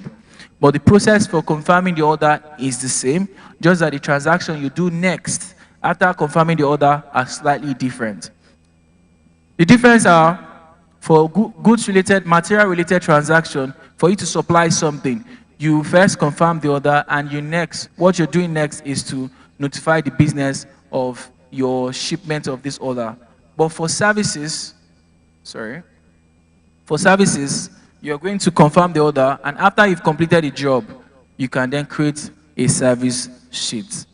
Is the slide confusing you? Slightly, bar. So let me take it back again. First, if it's goods-related transaction, for you to supply a material, you see the option for you to confirm order, and next, you see the option for you to create a shipment notice. Now, when we say shipment notice, we are saying it means to confirm what you've selected as your estimated date. When will this item get to NNPC? So they can prepare their warehouse and have their team on ground to receive the item. You don't want a situation where you ship an item to NNPC and the item is, there are no team members available to receive this item, and then you have to pay more for, maybe temporarily holding the item, all that. So in such instances, you also need to update the business with a shipment notice to tell the team that, okay, it's going to leave my warehouse this day, and I'm very sure of this day I'm selecting, and to deliver it to get to your store this delivery date. So that notice does that for you. And if it's for a service, you confirm the order, and once you're done delivering a service, you can then enter the job you've done, wait for the team members to review what you've done and accept your service that you've rendered. So for we are still using the material scenario as an example. So what comes next after confirming the order if it's a purchase order for you to supply something? Shipment notice. So let's quickly see that. How do we create a shipment notice? Remember, you've confirmed the order. It's not really arranged properly, but I'll try to just get to the main screen so you can follow along. First, you confirm the order, and next thing you are doing is create a shipment notice. Once you click create shipment notice, it will just take you to this page. Now, look at the right-hand side of this page and the bottom left. It was a little bit, we cut out the part so that everything will be available for you to see on one screen. But what we are saying is the same thing. You're going to see this information here. The information will be asking you for your packing slip ID. You know, the ID number for packing of this item. If there's any, you provide that. And next, it will ask you for also supporting information about the shipment of this item, like the shipping dates, the delivery dates, and more. So once you're done entering the shipping date, delivery date, and the packing slip ID, you can click on next and eventually click on submit to submit your advance notice. So that's how you can notify the business that the item is on transit. The very important information is the packing slip ID and the shipping date and delivery dates. Other informations are optional if you have it in hand. You can also include who the carrier will be, Seth. You know, maybe you're using God is Good Motors to ship the item to NNPC. You can even enter the person that is going to drive, the driver name. You can enter it there too. Anything that will help support this notification to the business that the item is going to leave here and get to here in the so date, you can use that to support your, your shipment notice. So that's for material related transaction for supply. But it's for a service. Remember, we have, okay, let me just quickly show you a flow chart. Remember, for goods, you've confirmed that you've checked the order to know that you've confirmed the order. Once you've confirmed the order, you went next to create the advance notice, and you provided the slip ID and the shipping date and delivery date. Then finally, you click next to review and the notice, and you finally submit. That's the flow chart for how you respond to, you send a notice to NNPC. I see some people sleeping in front. Is the class boring? All right, so let me try to speed up my speech. So let me just go to the final step. Don't worry, I'll round up now so that you can see the live transaction. For services, remember, you've confirmed the order, and next thing you are doing, after you have done the job, not immediately after you confirm order, because as soon as you do the job, you need to tell the business what job you've executed. So you create a service sheet. Now, how you do that is what I want to show you quickly. Now, make sure you've confirmed that make sure you've checked the order to make sure you've confirmed the order. And next, you click the create service sheet. Once you click the create service sheet, it should take you to this screen here. The screen will ask you for a service sheet ID. Is this ID from NNPC?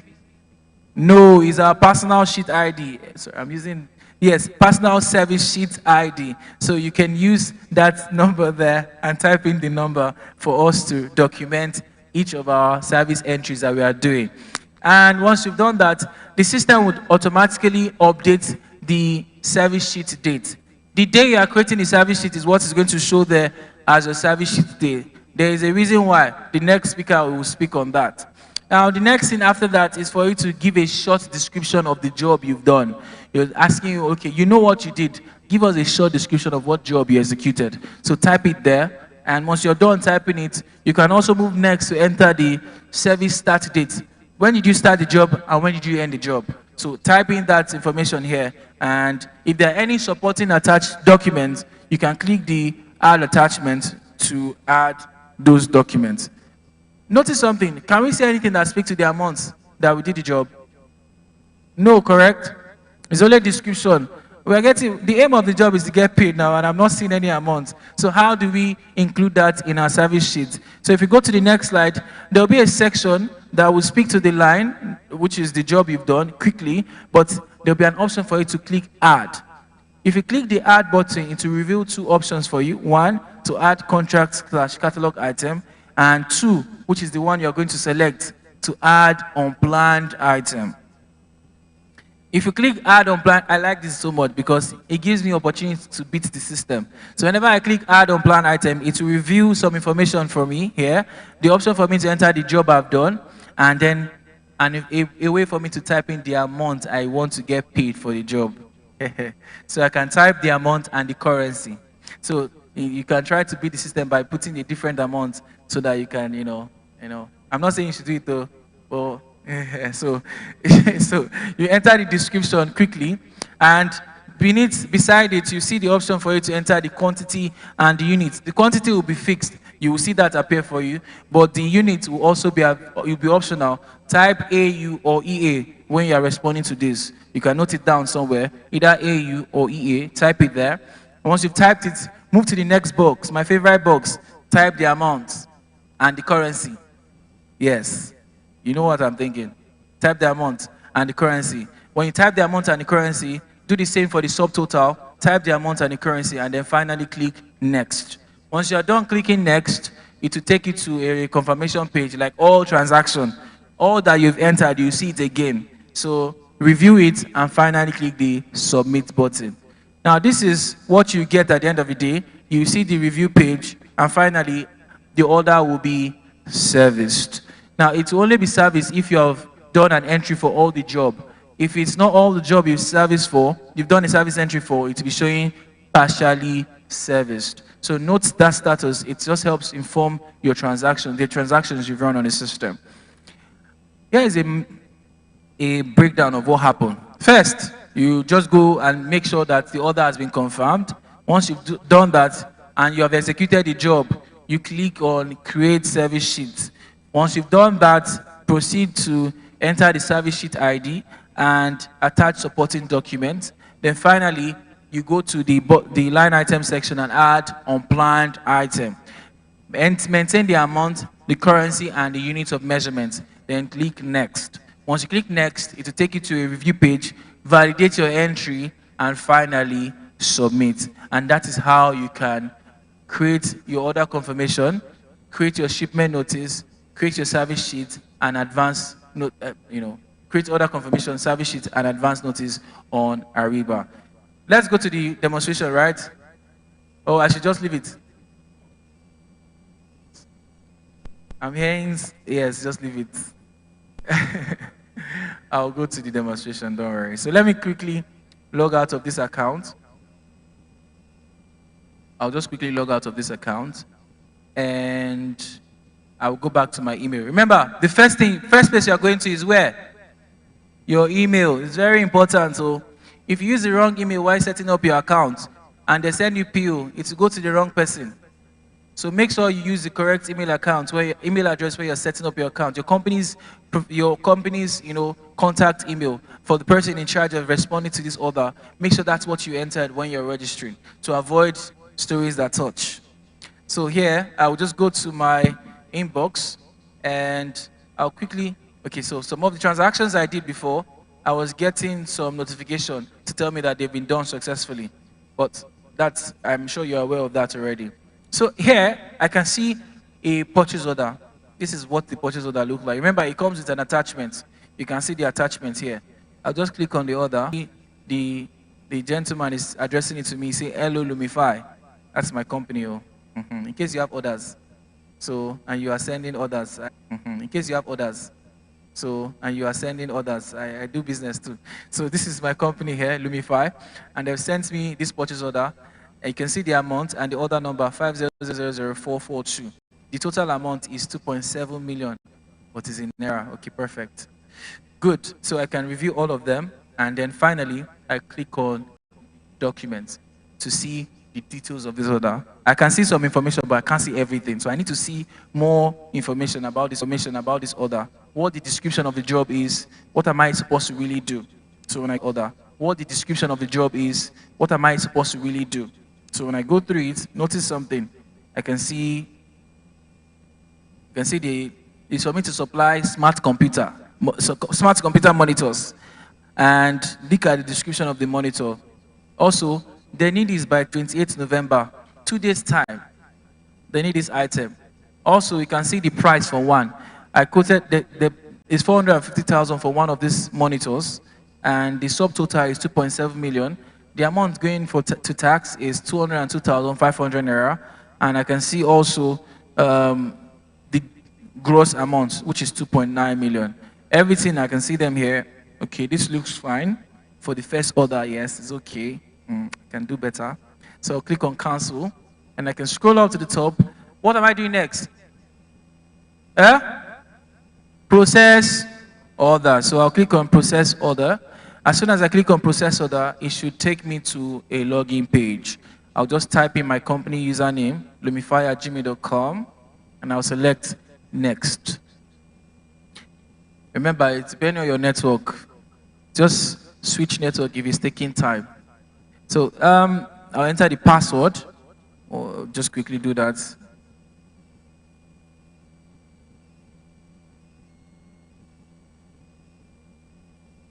It's trying to log me into my account. Perfect. What kind of transaction is this? Is it for a goods or a service? Goods. And why? Why is it goods? You can see the option to send a notice to NMPC. So that's how you can tell. You can see order confirmation and a create shipment notice. Also in that PO document, I saw it before, the right material. So, but you have confirmed it to me that you're also following. So here, that's how you can confirm this. So what am I doing after receiving this and I've logged in? Check the status, correct? It is still what? New. So I can do, what's next am I doing? I can confirm this order. So I go to the top left where I can see create order confirmation. I'll select create order confirmation and confirm order. Am I confirming all? Do we have all in store? Yes. So I'll confirm the entire order, you know.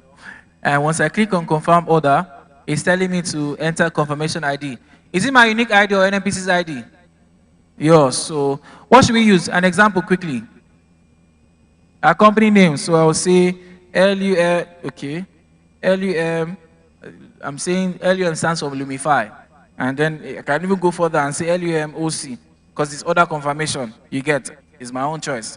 So I'll then enter a serial number, say 00001. Because we believe we have so many transactions with NMPC, so it will, you know, we're giving enough space with the zeros. Understand? So next, we give a short, we go down to the estimated shipping date. Now we can just select look at this calendar icon, click on it. If you click on the calendar icon, it will reveal the date, the year, 2025, and you can just navigate to the day you want to ship this item. We are very, you know, our company is very prompt and we deliver fast. So we'll start delivery today, which is 26th. And you should even get there today, Seth. You know, our carrier service are very fast. So, yes, so we'll click on today's date as the estimated delivery date. And then I scroll down, I can see everything speaks to what I saw earlier in that PDF file. Now I'm fine with everything. I can now click on next. As soon as I click on next, what happens? It takes me to this page. Is anything different from what I entered before? On this page? Is the same or there are changes? The amount is the same. The LUM00C is fine. Everything is the same, correct? So we can do what? We can submit. We are fine with our entries. We can now click the submit button. Now, let's wait and see what happens. As our status changed, it's showing what's now? Confirmed. We have confirmed the orders. We know now that we have confirmed our orders. Next is to just finalize this shipping and tell them. So after speaking to my colleague, Emeka, we now decided that today's will not work. So we are going to use tomorrow. You know, maybe we'll start today and need to get there on Friday, on Monday next week, because the distance is far. So we'll just click create shipment notice, and once I click create shipment notice, it should reveal a form for me here. And in this form, I will enter my packing slip ID. Our packing slip ID is also unique to the transaction. So say 1, 2, 3, 4, 5, 6. That's the packing slip ID in this example. We can enter our carrier name self. We have different carriers, DHL, FedEx. Me, I'm looking for Emeka and Friends, but I'm not seeing it. So I click orders and search through the list of, carrier service that we are trying to use. If there's any level of the service levels, you can maintain that, but they are not compulsory. The only compulsory thing that you need to maintain here is a packing slip ID and the shipping date and delivery date. That's the compulsory fields for you here. The other ones, you can ignore it if you don't have it. So depending on the transaction, if you have it, you can fill it. If you don't have it, ignore it. But the most important thing is for you to enter the shipping date. Here, I'll just enter the shipping date. Remember, we've confirmed that today will not work. So we'll choose 27th of November, and next we'll move to the delivery date and select Monday, which is December 1st. Now, if you want to also, like I said, if you have the width of the item, you can enter it here. If you have the volume, you can enter it. If it's depending on the transaction, of course. So we scroll down to the bottom, review all the entries, make sure everything is fine. If you want to give them details about the production dates, when the item is going to expire, you can maintain that here. But remember, only the information, the questions with asterisk that are compulsory. But these ones are not compulsory, so you can ignore them and select next. Now, as soon as I select next, it should take me to the confirmation screen. All I'm to see here is just all I've entered before. Anything I entered in the previous screen is what I see here. You can see it's showing what? Actual shipping date and actual delivery date. It will also update NMPC's profile, purchase order, to get them to know that this is the actual date, not what you had initially sent when you were confirming the order. So this helps them notify. This helps notify the business of the shipment of this item. So we can just go through everything quickly. You can see even the unit of measurement is showing EA here. So we can see it's for 6 units of this item. Once we are done with everything, we can now submit.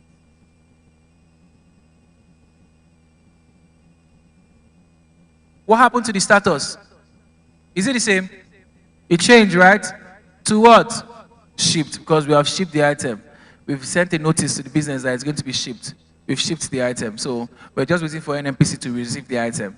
Good thing is, once they receive this item, it would allow this option, create invoice. Notice it's grayed out here still, despite creating a notice. As soon as NMPC receive the item, it will be ungrayed out for you. You can then click on it to commence the invoice for these, items. Now, depending on how many of the item that was received, you can only invoice for the item that was received. You can't invoice for more than what, if they say out of the 6 that you supplied, only 5 was as up to standard as you've agreed in the contract. It's only 5 that you can invoice for.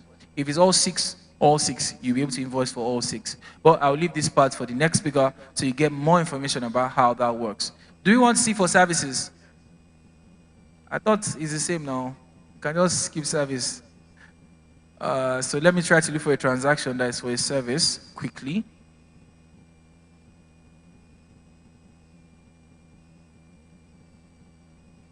Let me open this PDF file to see what the service is. Maybe this one, I'll not even work on it. Okay, this is perfect. This is for a service. Oh, it has multiple child lines. I'll ignore this for this demo. All right, let me just show you another way to check all your orders. So as soon as say I was already logged into my account, I want to see all the purchase order I've received from NMPC from the beginning of time till now. I can still do that while logged into my account. And how to do that is by going to your dashboard on the business network. You will see your dashboard on the business network. There's an option for it. Can you see orders on the screen? Right? If I click on order, I see purchase orders. If I click on purchase orders, it should show me all the order I have received from whether NMPC or from Alphabet, from any company that I have relationship with, and we are currently supplying for something to, and they've sent us an order. We get to see all the orders. You can even use the filters to pull orders that have spanned beyond 31 days. So here I will say 365 days and apply the filter. I should be able to see all the orders that has come into my account for that period. So if I scroll down, I get to see all the new orders, and you can see the orders and their number here. Order number this. Here, I'll just click on this one. Window is appearing twice. Yes, this is a purchase order for a service. 5000439. You can see the order is still new, right? so we can respond to this order. In this example, we already know what to do now, right? What we are doing is to confirm, convalidate the status, review the job. This is for a deluxe king room size. This is a hotel request. Our company, we are multinational, and we deal with, I'm advertising my company right now. We deal with hotels too, in case you are around Benin. We have deluxe king size rooms. So we've received an order from NNPC saying that they want one room for one of their staff, and this is the duration. This is the date they need is on the 25th of November, which was yesterday, but we are seeing it now, and it's still new, so we want to respond to it. We've confirmed that it's a service request. Now we want to confirm this order and accommodate the staffs that want to stay in our hotel. So we can click the create order confirmation and confirm the order. So I confirm the entire order in this case. As soon as I do that, it takes me to that screen that we are very familiar with. I'll type in our confirmation ID. What are we typing again? LUMOC000, right? Then change it from, are we still using 1? So we're using 2. So we'll type 2 there. And next, we just enter a completion date. It's the checkout date now. They say it's 1 day. So we'll use the same day here. Say 26th of, this day. That's the day that they're checking out. So we type in that estimated completion date there. And next, we just review the line item. It tallies with what we had initially seen before confirming this order. So next, we click on the next button.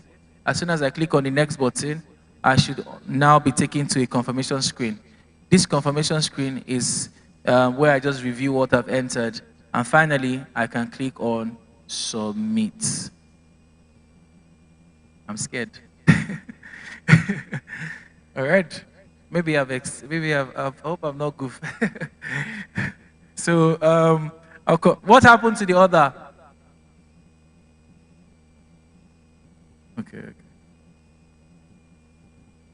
Thank you so much. They said I should take my time. So yeah, you can see the order has been confirmed. What am I doing next? Create service sheet. Why am I doing it now? Why am I creating the service sheet now? Because it's done. We've already delivered this service. That's why we're creating it now. If you have not delivered the service, we don't create it yet. We wait for the service to be executed. Only then will we now create the service sheet. So in this example, I'm going to create service sheets. And once I click on create service sheets, I'll put my speaking on ×2 so that I will not take too much time. I'll just type in my confirmation ID here. Say LUM.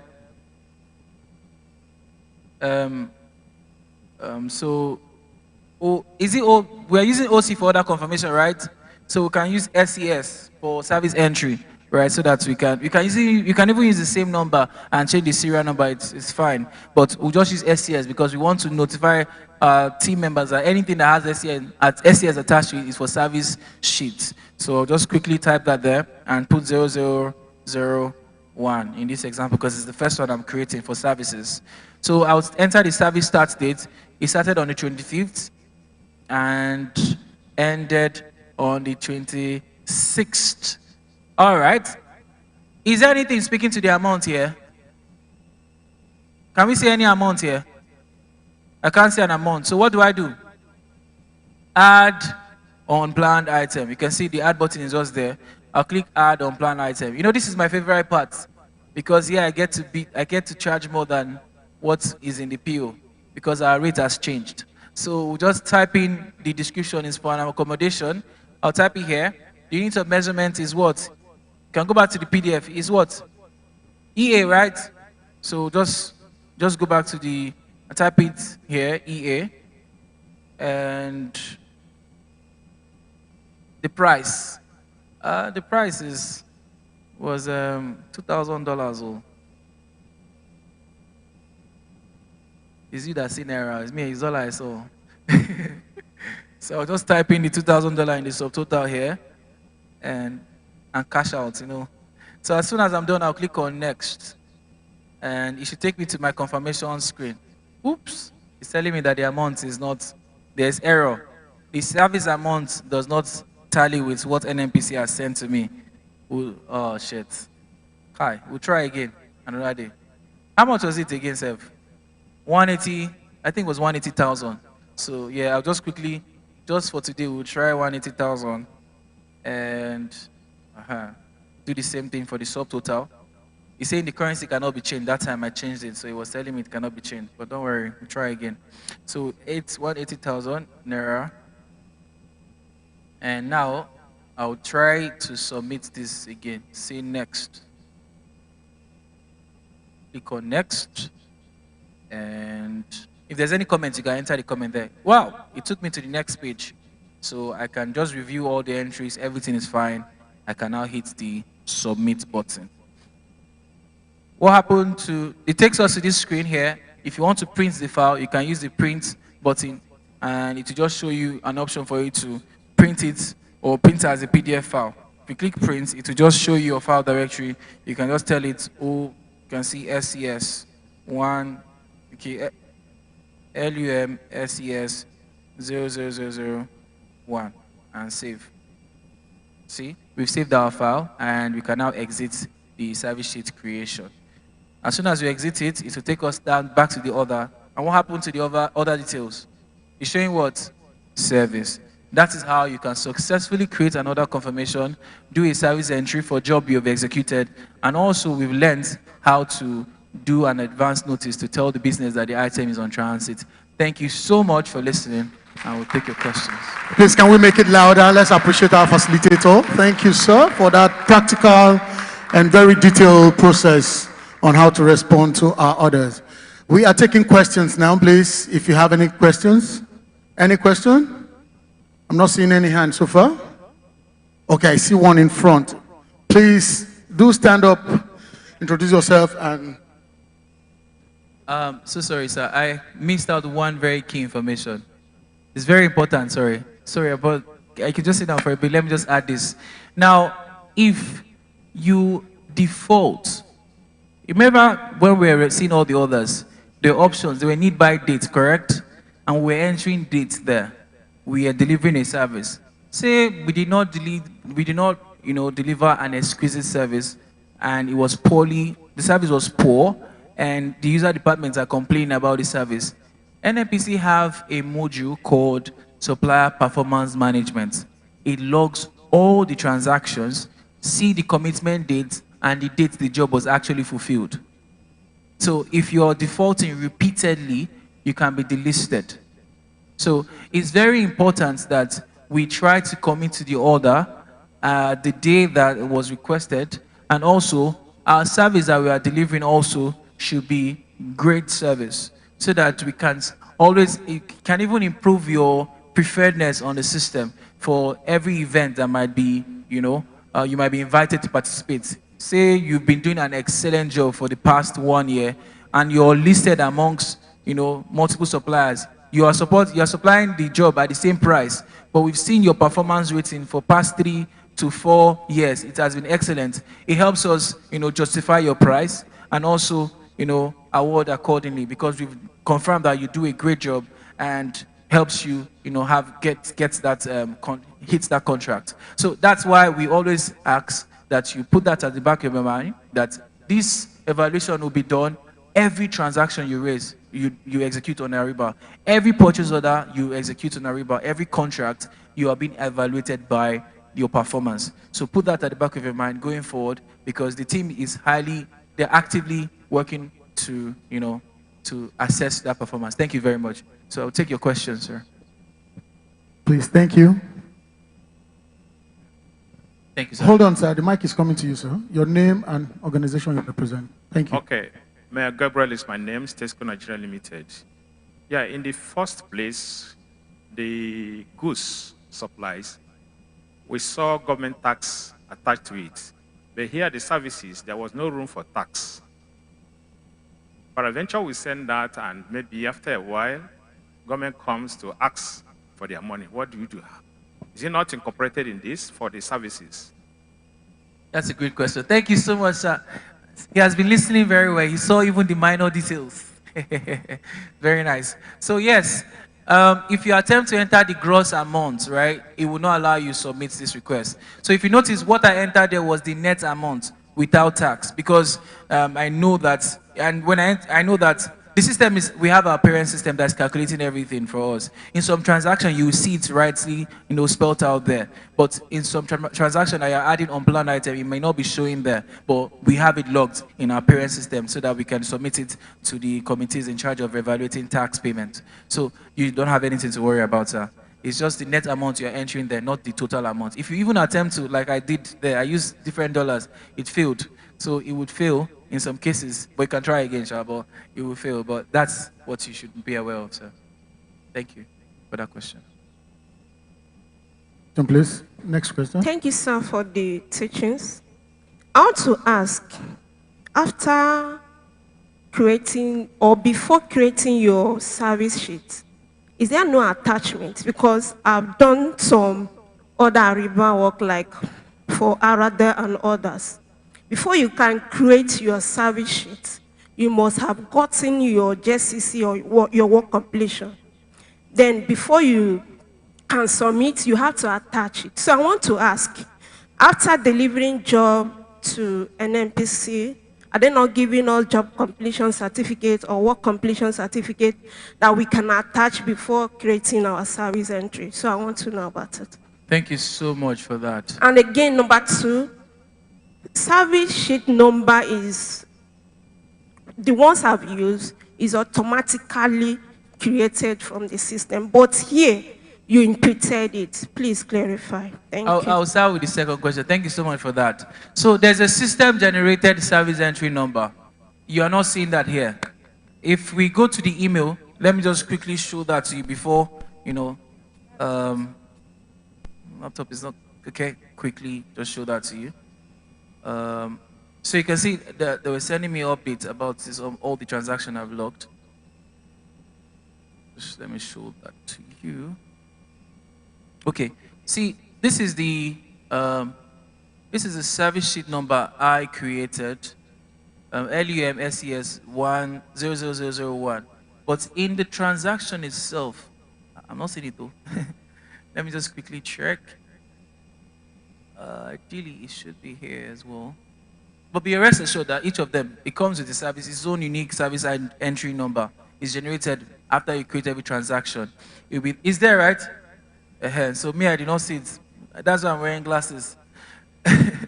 But it should be there for it. Close to the port.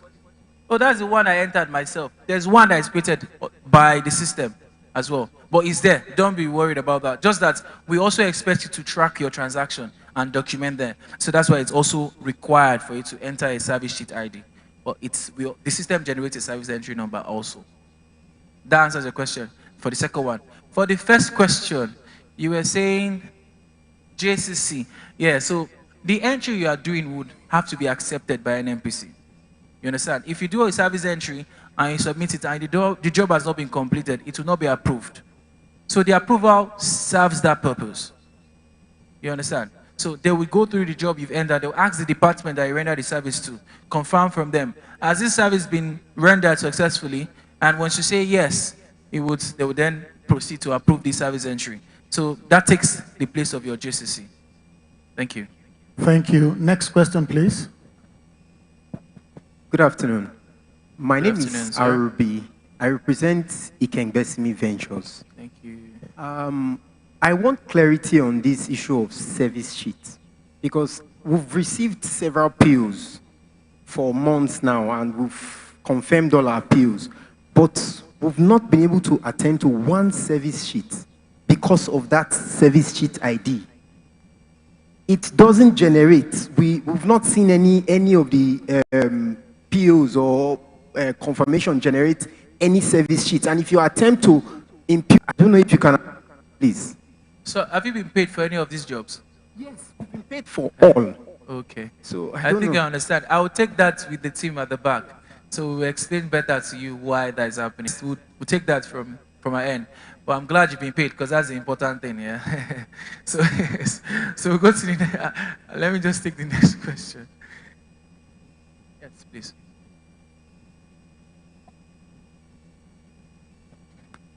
I'm Oyaka. I represent Malloy. Thank you very much for the good job you've done in explaining this. For a service company, let's assume an NPC for a machine that is going offshore and you are required to maintain it. Some of the parts can be very expensive.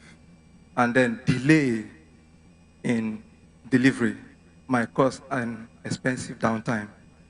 Okay? Now, if you are required to maybe change something that maybe will run into in order to deliver and to avoid that downtime, which will cost even more if you miss it. How do you go back to an NPC to come and tell them this part has to be changed for this thing to work efficiently? Now, do you attach something that expensive in an unplanned item? Or do you do it and believe that it's going to be delivered? So, anything that is any variation to an order needs to be communicated to an NPC, regardless of how time sensitive the transaction is. You're supposed to communicate any variation to an NPC. You can use the email format. I think that's how it's been done all to this time. You send an email to the team communicating every variation. But I also believe I believe you've seen such now. Some of your transactions, there's also accommodation for additional expenses, correct? Let's assume you are required to change PSU for ROV. There is, it runs like, maybe like $50,000. I don't know if that kind of this thing is allowed for you to make purchase or order it by yourself. Regardless of purchase or order it by yourself. Regardless of the amount agreed in the order, sent in the order. Of the amount agreed in the order, sent in the order. I would recommend you send a communication to NMPC first. The mail would get the team to respond to you. I live here. Why I'm here. This Ariba platform, if you are registered with Ariba, do you people have a special site where you... Your profile has an option for you to list out what your capabilities are. Your categories of service, you can list that in your profile, and even the areas you can supply to. Now, Ariba, like they said earlier, the earlier speaker said, is just a marketplace. A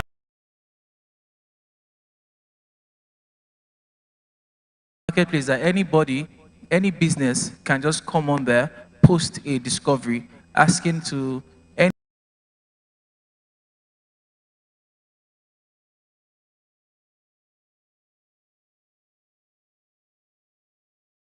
anybody. It's complete entry to say this is what I've done, but the service acceptance supersedes the service entry. So if you say I've painted all this room, and it's what the contract says, you understand? When the person that's going to accept it comes in, to tell you to go and paint that place and then fully accept it. You understand? Also, if you bring 100 items, they now check it. In the case of doing the quality assurance, they discover that 20 of those items are off spec. It means you haven't delivered 100 items, you've only delivered 80. The remaining 20 that are off spec will be kept in a returns area for you to come and pick it up. So what will happen in the system is that it will say 100 purchase order, it will say 100 delivery. Remember, you delivered 100. It will say goods receipt 80, return 20. It will now go back to the purchase order, update the purchase order with those numbers. It will say you've delivered 80, 20 is open on that purchase order, which means you can still deliver 20. When it gets to the invoice will now open up, not for 100, but for 80. So you don't have to wait till you deliver the other 20. You can go ahead and invoice for that 80. And then when you deliver the remaining 20, the invoice will open up again for another 20. And then you go for the other 20. It's to your own benefit because each of those invoices will go and queue for 45 days. So it's better you just let that 80 go. If it takes you a week or two to deliver the other 20, at least that invoice has already gone for 10 days. You understand? So it's to your benefit to actually do that. All right, so let's quickly move ahead. So why are we doing this e-invoicing? I'm sure you all agree with me, the process of invoicing now, which should be the easiest process, takes a lot of time. You have to print it. You have to attach your PO. You have to attach JCC. You have to call them, please send JCC, isn't it? When they send it to you, attach it, and then you send it to the payables department for them to process it. So once we go live with this is going live 1st of January. So the invoicing side of Ariba is not live yet. Everything else is live. Invoicing is not live. Okay? So once this goes live 1st of January, all your invoice will be completely electronic. We don't require any paper. If you send the paper, it will not be dealt with. You understand? There might still be some room where they will say, look, take it back, do it in Ariba. But after a while, they won't even acknowledge it. Okay? So from 1st of January, it's going to be completely electronic. Don't worry, we're still going to be communicating with you to let you know when you should start and so on. And of course, the Ariba help desk is always available. So why are we doing it? For efficiency reasons. It's more efficient. Immediately, service acceptance is done, the invoice is open, and you can submit the invoice immediately. Immediately. Your submission of the invoice on Ariba would automatically post it into our financial system. We use an SAP system to post it immediately. Nobody's going to manually look at it in Ariba and then post. It will post it automatically in the system, queuing it for payment without our 45 days we talked about. Full visibility, you see what's going on, we see what's going on, everybody sees what is going on. It's not a case where supply chain we don't know what's happening in finance. Because at the point of invoice payment, we have now crossed over to the finance side. You remember we're talking of a procure to pay process. So we say it's a P2P. The first P is all the procurement activities, sourcing, the PL, the contract, the PO, service acceptance, and so on. Once you do service acceptance, at that point, it's crossing into finance because there's now a liability establishment that's happened. So it's crossed into finance. Once it goes into finance, they expect an invoice. And that's the invoice you're doing electronically, and then it queues for payment. Please keep the question, don't worry. Any questions? Okay, so that's the process. We all have to make sure collaboratively we do it so that there's no mixed area or so on. Nobody, once your invoice queues for payment, nobody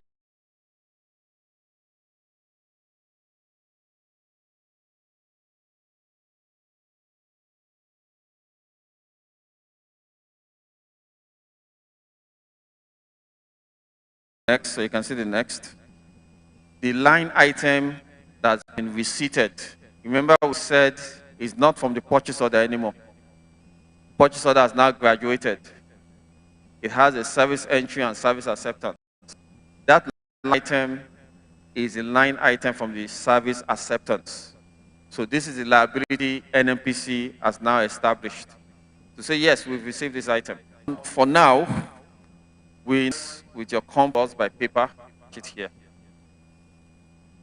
So you need to attach it here with time. So anytime it's not going to be here like this, it's going to be virtual. So I'm using invoice. This is your review. Just look at it on its own, change it. PO. It's provide 100 items. On the PO, you deliver the other 20, it comes in, it says 100. Okay? The contract PO. Do we have some of you that work without POs? Okay, so the difficulty will come when it's time for payment. I mean, you have a legal document, so yes, you'll get paid. You understand? So I'm not saying you won't get paid. You have a contract, you have delivered. There's nowhere in the system that will say you have delivered. When are you supposed to deliver? Did you tell us when you are delivering? If you have a contract and you start work on the contract. After you provided the service, you now bring an invoice, isn't it? So you know what the value of that invoice would be. So that's the problem with a contract. It becomes a disjointed process and it can't be managed. So going forward, all entities have been told, be it any PL, whichever, okay, you take one step, we take one step, and everybody has full visibility of what's going on. All right, so this is the invoice. You review it, click the submit button. It tells you your invoice has been. This activity is concluded. You're just waiting for your alert. There's no other input from you. Nobody's going to ask you, oh, this service, you didn't do it well. Nobody's going to say the product is off spec or anything. We have passed all that stage. You understand here? I went to the Amala joint. They brought the Amala. I've eaten everything. After that, they brought a bill for me to in front of me. You understand? At the point of accepting, remember the acceptance point. That is when I should say, no, look at this Amala. It's not that Amala. Just ate it like that too. It wasn't okay. So at this point, all right, so once you do that, the PO, like we said, is the master document, would not change to invoiced. It's invoiced. The payment cycle, our treasury team, you shouldn't have any access to treasury team. You're doing their job, getting money from where they can get the money to know what you're doing their job, getting money from where they can get the money to know what they're going to pay this month, what will be due. We need to let their liquidity management, because it starts from the PO.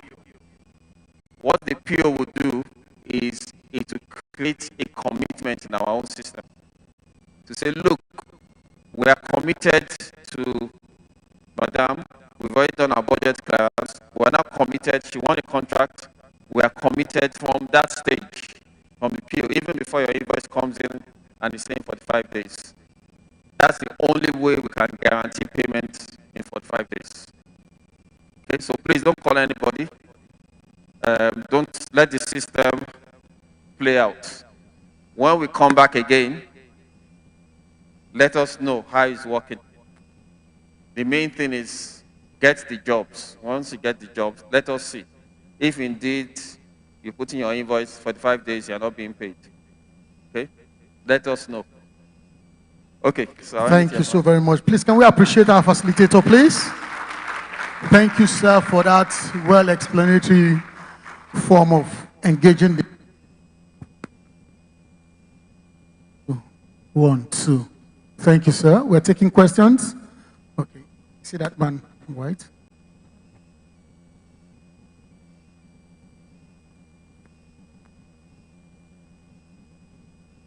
Good afternoon, sir.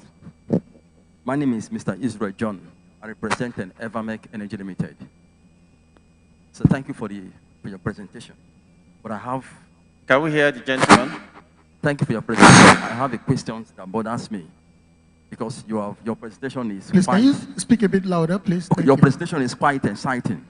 But my worry is that, based on this... Do this. A singular person cannot do that. I'm sure in your companies too, you wouldn't allow that. That just one person will do that. Okay? All right, thank you. Next question, please.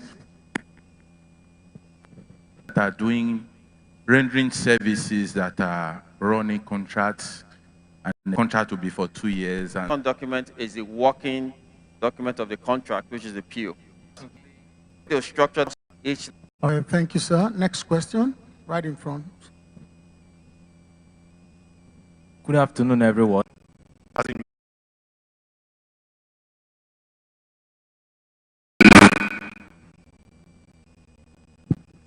Contract, you get a contract, you have a PO.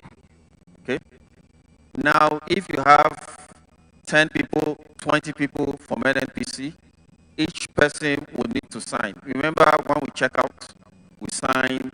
So that is provided for within our code and the expectation of the company with you. So within just the next few minutes, I'll go through this and we'll see what it entails. So to begin with, why do we have a code of conduct? What are the objectives for us having a code of conduct? Essentially, the reason why we have one is simply because it provides for us a clear and concise set of rules or set of guidelines that pretty much guide how we operate our business and how we interact with all our stakeholders, which include yourselves. So the code of conduct is instituted to help us know what is provided for and essentially give us an idea of right and wrong. Basically, that is it. It also summarizes the legal provisions that guide all our operations. So even with you as suppliers and vendors, you know that the kind of company that we are, there are so many different aspects of the business. And so there are so many legal provisions or legally binding provisions that surround us, right? So it's important for you, even as suppliers, to be aware of that as well. And finally, it gives our wonderful MC just mentioned transparency and integrity, and that's what we are all about. So our code of conduct essentially is divided into several sections. Usually it's about 13 of them. But as I mentioned at the start of my presentation, I mentioned that we were very careful to extract what is important for you, the suppliers and vendors, rather than just coming to bore you with everything in our code of conduct. We'll just talk about what is meant for you. So with that, in my gifts are concerned, Dr. Grillo already kickstarted that conversation. We'll talk about conflicts of interest, anti-money laundering. We'll talk about public communications, information management as well, national and international trade, and the role of the responsibility for the code. So without further ado, we'll just get right into it. We'll start with anti-bribery and corruption.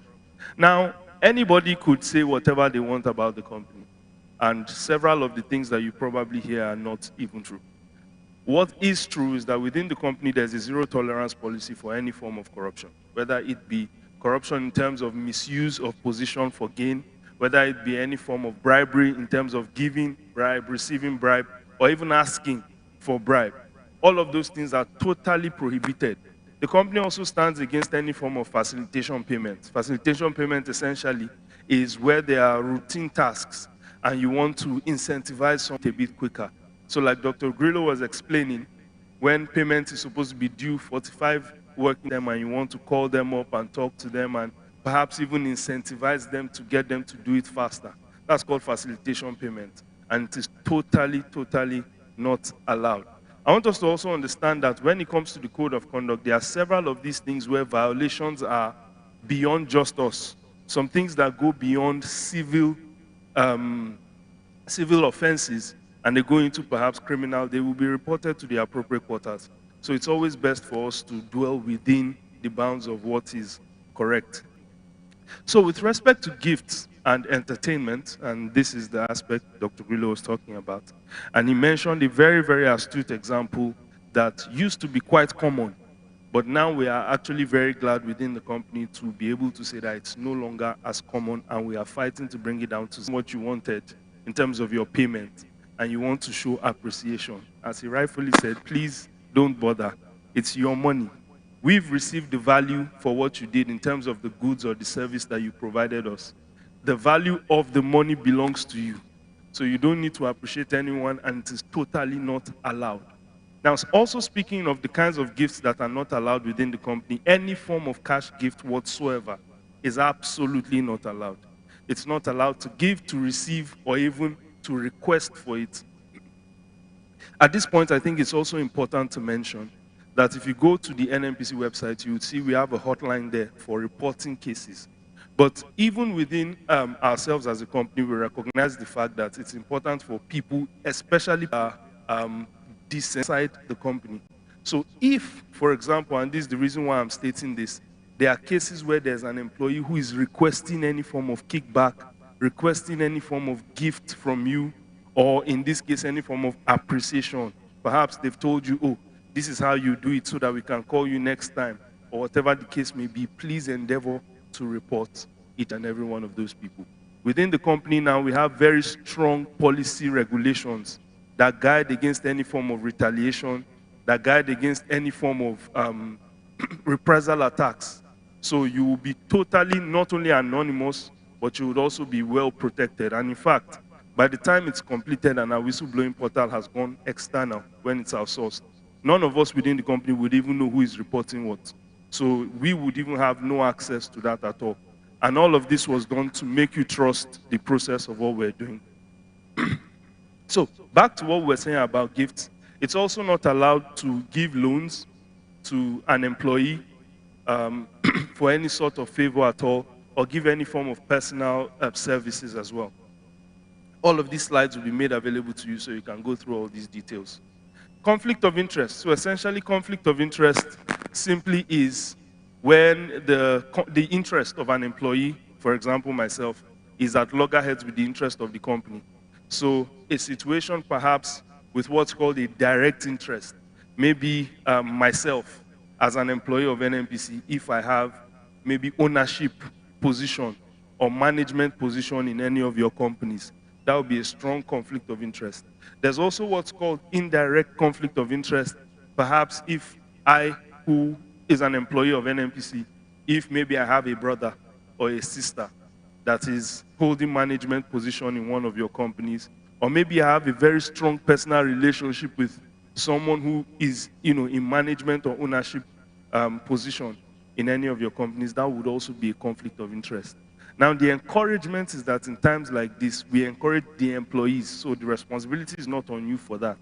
But the employee is encouraged to be sure they declare the conflict of interest. Encourage the person to do so. The misconception people usually have is that, oh, if NNPC knows that as a supplier, I know this person in the company, or I have one brother that is there, maybe they won't give me jobs. That's not true at all. The idea is not to disqualify anybody on account of conflict of interest. Nobody does that in the company. We manage the conflict of interest portal, so I know it. There's no such thing to disqualify someone on that basis. All it is a repository, is like a report. We just want to be, perhaps, let's say with any of your companies, on a day when there's business decision to be made about that company, we can simply just excuse that person so they don't make decisions out of bias. Nobody is actually saying that, oh, because you have a brother that is an employee, then it means that we can't do business with your company. No, that's not it whatsoever. So please, let's take note of that. Moving forward, anti-money laundering. Of course, money laundering is simply a situation where illegal funds are being siphoned through legal businesses to make them appear clean or to make them appear legal. So as a company, of course, in obedience to all our national and international regulations around money laundering, we are totally at a zero tolerance for any form of money laundering. And this also concerns you because this is one of the things that will, in fact, cause there to be a severance of relationship between us and any of our business partners. If we have business partners that are actually seen to be involved in money laundering cases in any way, shape, or form. So let's take note of that as well. And then we have what's called public communication, media, and press. Of course, within our company, as suppliers and vendors as yourselves, doing business with us, you would from time to time come in contact with different levels of sensitive information. So you come in contact with information at different levels of sensitivity or confidentiality, and the advice is just for you to know that it is not allowed, or there would be some issues should there be cases where perhaps you're trading that information for any form of benefit publicly, or where perhaps you're leveraging on the business relationship you have with NNPC to speak on the company's behalf somewhere, or to say something somewhere that people could misconstrue as being the position of the company. NNPC is one in which anybody who has a representation or anybody who has a relationship with the company, when you say something outside, people assume you know what you are saying. Even myself as an employee, I don't know everything about the company. But if I go somewhere and I say something, people who know that I'm an employee would presume that, he works there, so he should know what he's talking about. So let's always also be guided for the integrity of the company, and this is actually part of the reasons why you have so many rumors about the company going around. It's people who are involved in some way, and they go and say some things, and people assume that, oh, okay, this is what the company is all about. So let's be sure that wherever it is that we are speaking, you're not, or you are making it known that you don't stand in any form to represent a company. Speaking of which, information management, One of the important things for us to note when it comes to information management is that the same way we are particular about our information being secure, so we make every possible human effort. There are so many data governance policies, frameworks, guidelines, and architecture that we put in place to ensure that all of your personal and business information that is within our custody is kept safely and confidentially. And the reason why you give us that information now, for official communication to be carried out using personal, for official communication to be carried out using personal communication channels. And perhaps they say, oh, send me this document, and the person gives you their personal email. The person gives you their personal email. You should already know that that's a red flag. Please don't do it. Please don't interact. Where is your official email? Please send me your official email. Where is your official email? Please send me your official email so that I can send whatever communication is needed. Or if they are the ones sending things to you and they are sending it with personal emails, insist to them that send it to me using your official company email. That's what legitimizes that communication. So that on a day when there are decisions to be made, or there are things to be proven, it can be seen for sure that this is actually the correct thing, because it's promise, as it were, that we conduct our business abiding by the laws, not just of our company, but the laws wherever it is we are operating. So in all areas, or in any area that we situate physically, we always ensure that we carry out the business there in accordance with the laws of that land as well.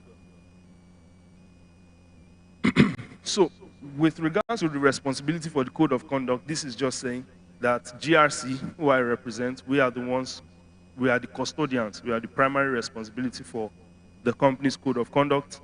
We also have the code of conduct, an abridged version on the company's website.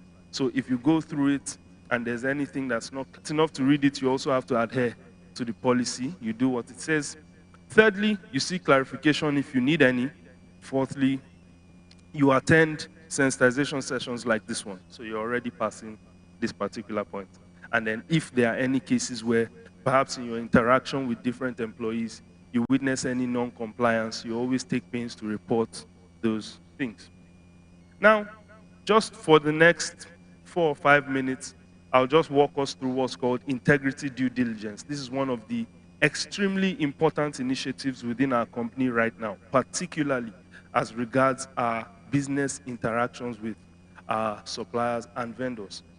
Of course, as a company, being NNPC, you would understand that we go into business with different kinds of counterparties, suppliers and vendors like yourselves. We have several joint venture partners, you know, even charity organizations that we do CSRs with, and so on and so forth. But all of these business relationships expose us to different kinds of risks, right? There are environmental risks that can come with doing business with companies. There are different kinds of bribery and corruption risks. If you can see on this chart as well, you can see different kinds of counterparties on the left and the corresponding risk that, you know, those counterparties can expose us to on the right. So, because of the kind of business we do with all these different counterparties, our own goal is to ensure that we are aware of all the risks that we are potentially exposing ourselves to, and we can plan appropriately for it. So with that in mind, we conduct what's called integrity due diligence on every single one of our partners and suppliers and vendors and so on and so forth. We have mechanisms and tools and different frameworks that gives us, insights into different information on companies, on vendors, and so on and so forth. So we do this to be sure that if there's any risk involved in conducting business with your company, that we are aware of those risks and we can prepare to mitigate those things. So what are the things we look out for? We look out for your corporate and organizational information. We would also look out for the reputational and regulatory checks. So whatever regulatory issues surround your company, we would look out for that as well. If there are licenses that are necessary, if there are permits that are necessary, we'll look into those things and be sure that, okay, everyone we're going to business with has the proper documentation that is needed. We will also do some checks to be sure there are no negative findings around your company, and if there are, we would reach out to know what that situation is. And then we would look into the financials, of course, to be sure that whatever business we're doing together can be taken care of. I won't want to belabor us. We'll get the slides so we can read these things, but this is just a list of the different documents that are requested when we conduct due diligence. Now, as a means of conclusion, I would just like to say this very quickly. This is yet another thing, because this initiative started full force, maybe middle of last year.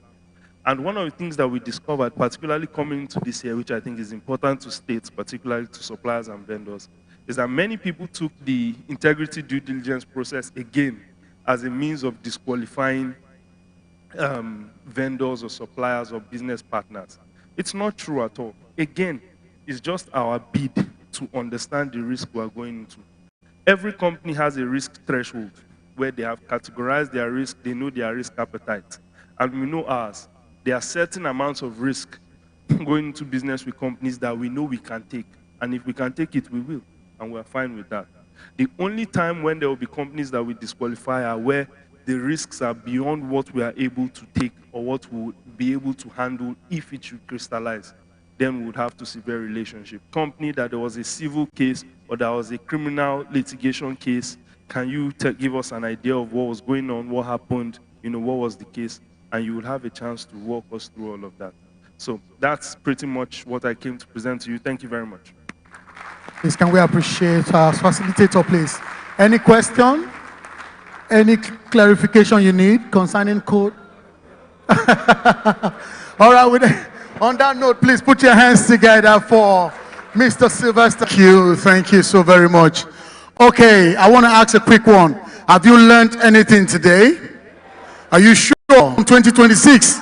And so much, because going forward, that's the way we are going to be doing big clarification and make more clear. Aside the NMPC Scm Supplier Summit 2025, we have randomly selected some few certificates so we can have group certificate to every representative. Put your hands. If you're not going to get your certificate. So, you're not clapping. She might not come on stage, and that means no certificate for you.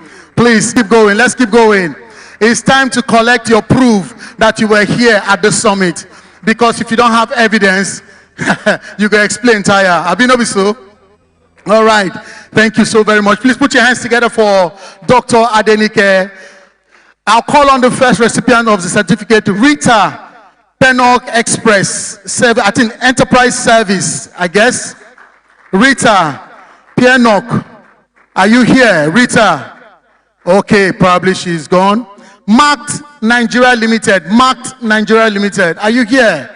Representative Marked Nigeria. Are you here, sir? All right, so please appreciate him as he walks on stage. Thank you. Okay, in that same manner, please, we have Oleo Integrated Services.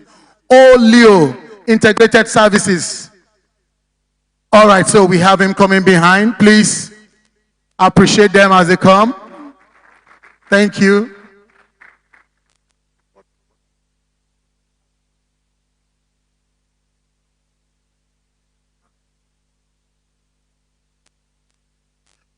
Just wait behind. We're going to have a group photography. Please, sir. Mark, please, can you come back to... Yes, just wait. All right, Oleo, that's you. Please be careful.